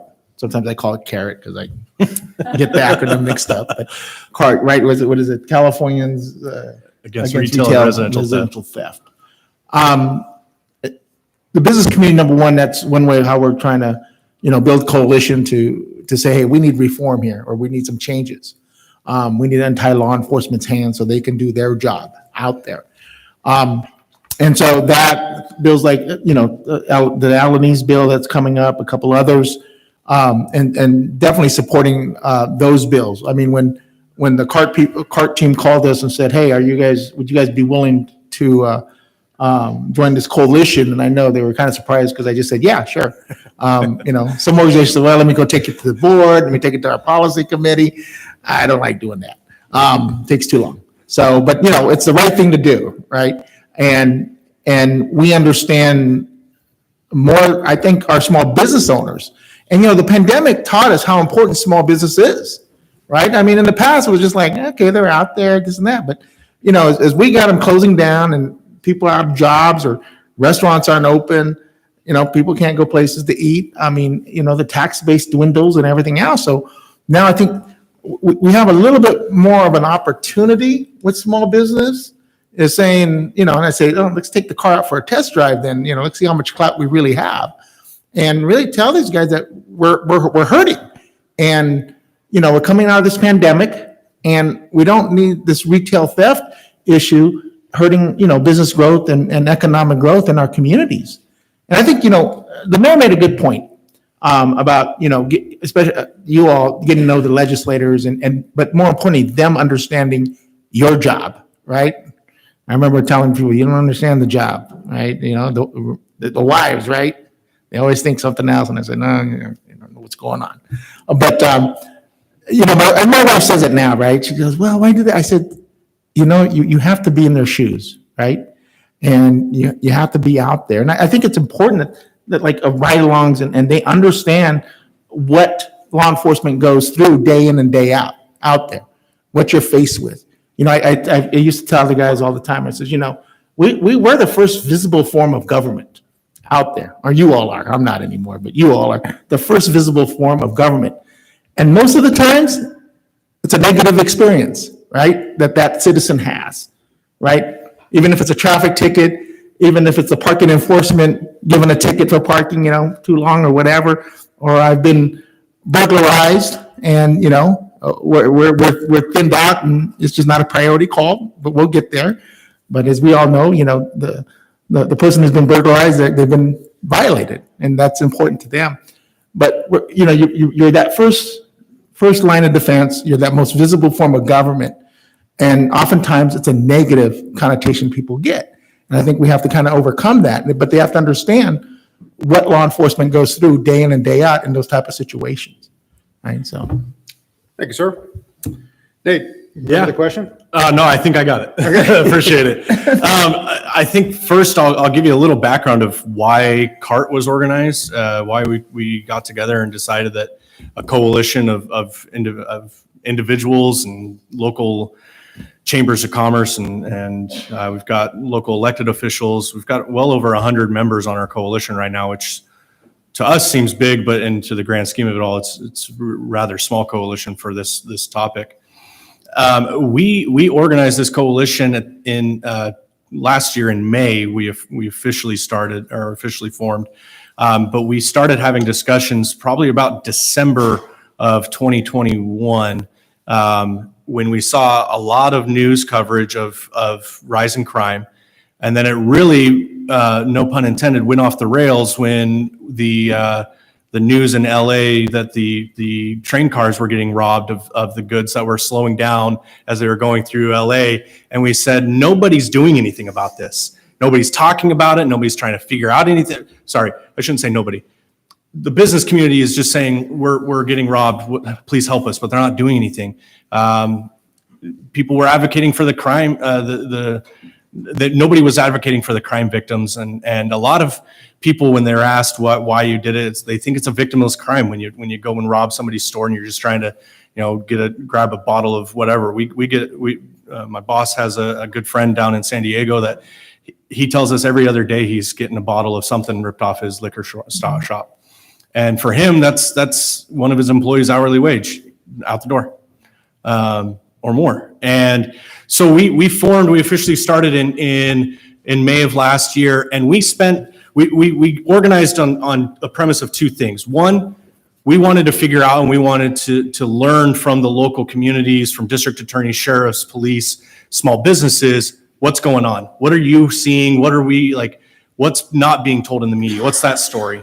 And then the second thing was we wanted to educate policymakers in their own districts about what it is that these individual businesses, what these chambers of commerce, what they're seeing and get their perspective and help them understand that it's not a victimless crime. It's not just somebody down on their luck. It's not even organized retail crime that a lot of the retailers are looking at with, these rings of organized members going around and hitting it. It's people bored. It's people that got used to a lifestyle during the COVID shutdown that, they were getting $2,000 extra a month every month, and they got bored and just trying to find something to do.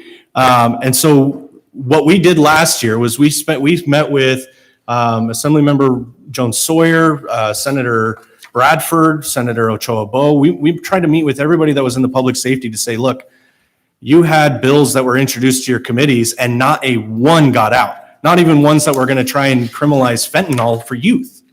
So we couldn't figure out why are these bills not passing through. And so then this year we're doing things like this, where we're trying to figure out how can we move the needle a little bit more. And we're urging our coalition members to get more involved with the bills. And so we're trying to figure out what are these bills, what's it going to impact you as law enforcement, and how can we as a coalition partner with you to encourage people to either back or kill a bill, and figure that out. So that's, I think, answers the question, hopefully, Yeah. in a roundabout way.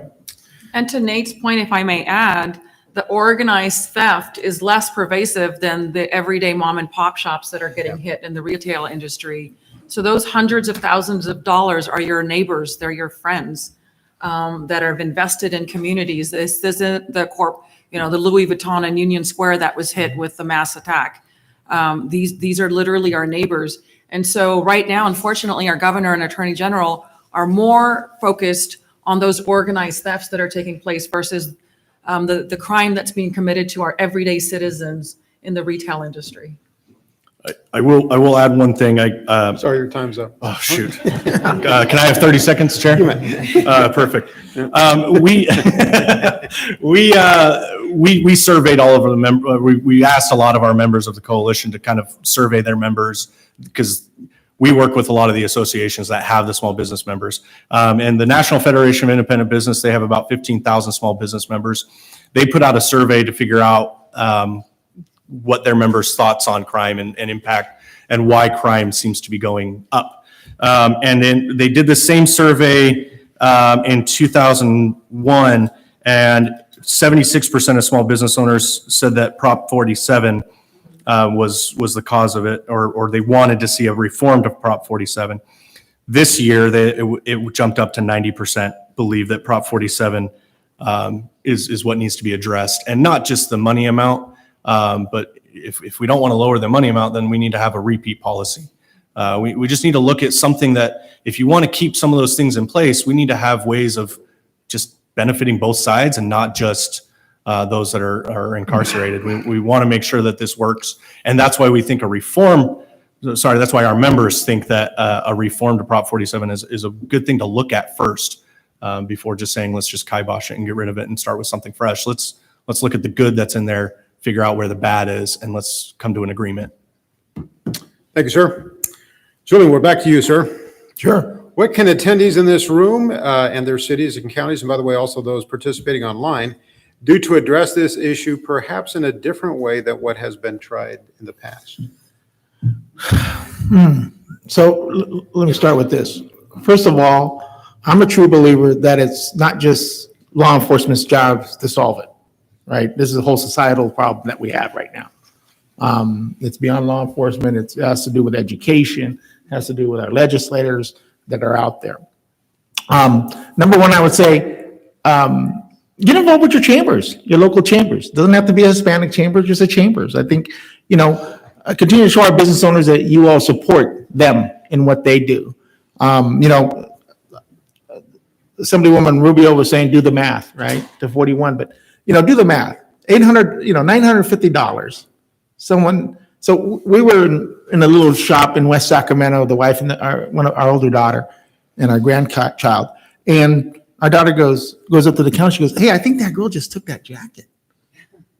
And they look outside. They go, "Oh, that's the same one." They go, we go. She goes, "I think that, they took a bracelet earlier, right?" So with the jacket and the bracelet, when you added it up, it was, almost over $200 for that shop. Those small little, the young ladies that owned the shop. But if you do the math, right, and let's say it's $950, that's the threshold. If an employer is paying $20 an hour, a decent wage, to an individual, that's really about 5 jobs all day, over 8 hours. That, I said earlier it's an insurance premium, but that's a lot of money. That's a lot of jobs, right? That's just one taxes that get lost, right? And that's often, 1 or 2 items. And to the mayor's point, these convenience stores, if you have that kind of loss in the course of a shift, and you are paying probably well north of $20 an hour when you factor in Social Security and the total cost of employing somebody, that's a gigantic impact. So, but again, that seems to be on deaf ears in the Public Safety Committee. But definitely, I would say one of the things is get engaged with your business community. I think they're an important part out there, and they would appreciate your help. I was just down in Lancaster, California. I get to travel to great places, right? So I was in no offense to anybody from Lancaster or North LA County. But what was real nice to see was that their community servant or their public service person, community person that they honored was a captain from the LASO, right? That they're honoring. And I see that in a lot of our chambers, right? They welcome law enforcement. They want to be engaged with law enforcement. They want your engagement with them. So I'd say that's one way to get engaged. But also, again, you guys are here, so I'm preaching to the choir, right? It's about telling these guys what the real world is like out there. Like Blanca, like Assemblywoman Rubio said, they have no concept sometimes of what they're doing, right? They don't know, just as, he said, was that when you're paying $20, they don't realize that it's actually $25, $26, $30 an hour you're paying when you put in all the taxes. They don't realize that because why? They've never written a paycheck, right? They've never gone on a 100-mile-an-hour chase for, 20 miles when you finally get the guy and understand that, this guy is going to jail, right? Or they don't understand that, you never know the situation. I had a buddy, they don't understand the fact that I had a TL, a training officer, great guy, had to retire early, medical disability, right? Because he went to a domestic violence call, right? Thought everything was cool, and so they were going to take the husband away, arrest him because he had hit the wife, and there was bruises and everything else. Well, then of course, as many of you know, all of a sudden the wife's attacking the officer, so he's walking away and he jumps on her, so it cranks his back and he's out. He's out of a job. They don't understand those things that you all face every day, and so you have to educate them on it. So we're talking about getting to know legislators. For instance, we just had a reception last night, and we had about 20 legislators there. The new speaker-elect was there, just so our business owners can say, hey, here's what's happening, good to meet you. So if you guys get invited to those things, you might say, I don't want to go, yada, yada, yada. You need to go, right? You need to go and meet that legislator. You need to go and shake their hand. You need to tell them who you are and what you do, right? And become a resource for them, because this is the only way they're going to learn and understand. I think some want to do the right thing, and they're good people. Sometimes they've never seen the real world out there that you all face every day. Thank you. Madam Mayor? Certainly. Thank you. I'm going to start with something very simple. Elections have consequences. Elections have consequences. They have consequences at the local level and at the state level. I know that our law enforcement are involved and engaged, but we really need to step that up. We need to remind our local leaders and our state leaders that this defund the police moniker must end, because it's putting your lives at risk. It's putting my residents' lives at risk, and we need to hold them accountable. It starts with something as simple as that, is being more involved, making sure that people understand that, in these cities where you are seeing a rise in crime, you're also seeing city councils and mayors that don't have your back. And that is unacceptable. That is unacceptable. So it still goes back to those relationships that are so important, so that we don't have to count that math when it's at the state capitol. We want more allies there. Our residents, my retailers want allies, but they are frustrated. And so it's going to go back to those accountabilities, that elections have consequences, and it absolutely starts at the local level. And that's where our members, our business community, need to rise up and have a seat at the table, demand a seat at the table. Because politics is happening all around us, and elected officials should not get a free pass when it's endangering all of our lives. The good news is people are starting to wake up. You've seen some changes take place in San Francisco. You saw it recently in the Chicago mayor's race.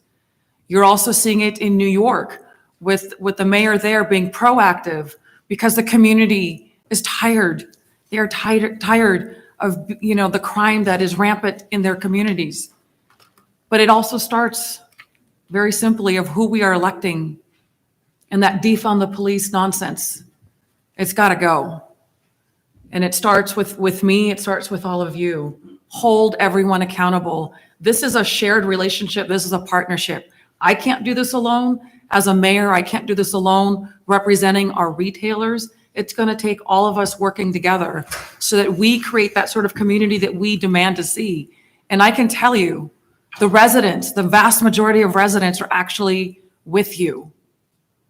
So those mayors and councils who don't have your back, remind them in the next election. Remind them in the next election. And let's get our communities empowered and engaged and part of the solution. Well said. Nate? Yeah. So on behalf of the 100+ groups and individuals that are part of CART, thank you guys for inviting us. We really appreciate the time to just come and explain what's going on our side. But really thank you for putting your lives in danger and stepping up for the communities that we represent. I know Julian said join your chamber. That's a great idea. You could also join CART. We are in, I don't know if you heard, but we are a coalition. But we would like to have you all on board because at our company, we have the moniker of giving a voice to those less heard. And as you all know, law enforcement's voice is being shut down by what other people want to say about you and what you do as a job. And we want to help correct that. We want to make sure that people understand what you're doing in the community. I was talking to a friend the other day who just moved from Ireland, and a friend overheard that he was thinking about becoming a citizen because he wanted to become a police officer in the United States. And this friend that overheard said, "You don't want to be a cop. Cops are bad. You don't want to become a bad guy." And it just I can't tell you how it boiled my blood to hear that just that perception of if you become a cop, all of a sudden you're this or this label. And I'm sure you guys are tired of people saying what you do for work. And so we want to help you there. At CART, that's what we want. We want to be able to tell stories. We're going to be doing an aggressive media push in 2023 to talk about, to tell the stories. We've got, like I said, this coalition they want to share their stories. So we're going to spend this year really blitzing the media on what's really happening with retail theft and how the police and sheriffs and public safety officials are helping us to keep our streets safe and to help fight this problem and where your hands are tied. We understand that there are laws in place that tie your hands, and there's things that frustrate you about the job that you feel like are inhibiting you from keeping the public safe. And we want to be able to help tell that story. It's cart.com, right? Org. Sorry, cart.org. Cart.org. 2 R's in that, but CARRT.org. .org. And really, it's not just the retailers. We encompass. I myself am a victim of my catalytic converter getting stolen off my car. So we know that's also something that's popping up, and that's why we encompass the retail or residential theft as well, because not just catalytic converters, there's porch piracy and all sorts of stuff that you guys get calls for, and we want to make your jobs easier and less piled up. So we want to make sure that there are answers to your guys' problems. So love to have you all on individually join our coalition so that we can help tell your story of your communities and get you guys in front of the chambers and help you guys make those connections that you need, so we can help do as everybody over here on my left that are smarter than I can help you do. Thank you very much. Any questions from anybody in the group? Panel, thank you very much. Appreciate your time. Nicely done.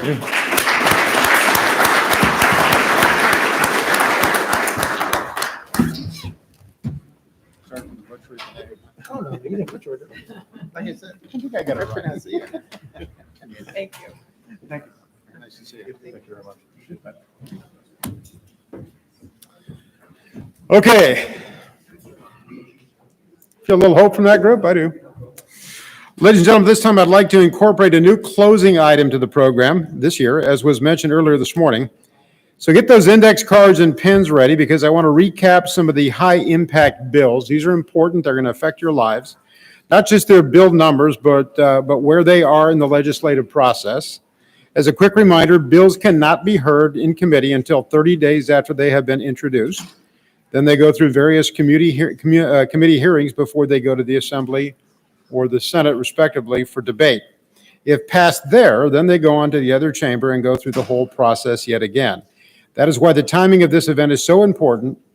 But because these bills, we will still have many months ahead of them before they potentially reach the governor's desk. So let's start out with, there's no particular order here other than, I guess, numerical.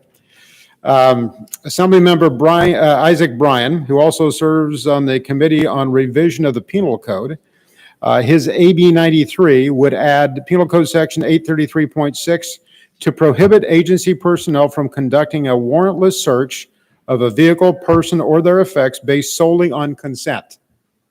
So a person who wants to give consent to be searched would lose that option. Additionally, under the bill, consent to search is not lawful justification for a search. AB 93 had its first hearing yesterday in the Assembly Public Safety Committee. Next, make sure you note especially those with state or county jail operations, AB 280. This bill sets various procedures for segregated confinement, including written procedures for governing such confinement and mental health professional assessments. AB 280 will be heard next Tuesday, March 14th, in the Assembly Public Safety Committee. Next is AB 390 by Assemblyman Matt Haney. This bill directs Post to partner with academies to access how well current peace officer training requirements are working for officers in the field and report the findings to the legislature by January 1st of 2026, which is just a short time away. AB 390 was also heard yesterday in public safety. It was mentioned today, but one of the biggest impact bills this year is AB 742. AB 742 would prohibit the use of unleashed police canine to apprehend a person and any use of a police canine for crowd control. This bill is scheduled for hearing on March 21st in the Assembly Public Safety Committee as well. By the way, I just heard that the SPCA is opposed to this bill. They like the use of canines in law enforcement mission. It's encouraging. Don't forget AB 797 by Dr. Weber. No, not that Dr. Weber. There's another Dr. Weber, her daughter. AB 797 would require the city and county governing bodies to maintain independent, community-based boards to conduct citizen complaints against law enforcement. The bill was introduced just a few weeks ago, so does not yet have a hearing date at this time. Where it goes, I don't know. There is also an SB 2 this year, but with a different focus than Post investigations. This year's form is by Senator Anthony Portantino. I think John Lovell mentioned it this morning. It makes various changes to concealed carry requirements, including good cause requirements, which I thought the Supreme Court of the United States had just settled, 16 hours of training and safe storage. SB 2 is scheduled to be heard in Senate Public Safety Committee on March 28th. Lastly, SB 400, a bill that would clarify that confidentiality of certain investigative findings of use of force do not prohibit an agency that formerly employed an officer from disclosing termination for cause of that officer. This bill would have a hearing date sometime soon. I think that's about where we wrap. I appreciate you all being here. I think we can agree that this information, not necessarily great to hear in all cases, but that which was discussed today is for all of you to take some action items back to your agencies and hopefully continue to make some progress in mitigating what appears to be an effort to make your jobs that much more difficult. Therefore, these uncertain times echo the need for us to all stand together with a united voice. I thank you for joining us again this year, and we hope to see you back here in Sacramento in March of 2024 for the 32nd Annual Law Enforcement Legislative Summit. Thank you all very much, and be well. Godspeed. Thanks for what you do. Look forward to seeing you next year.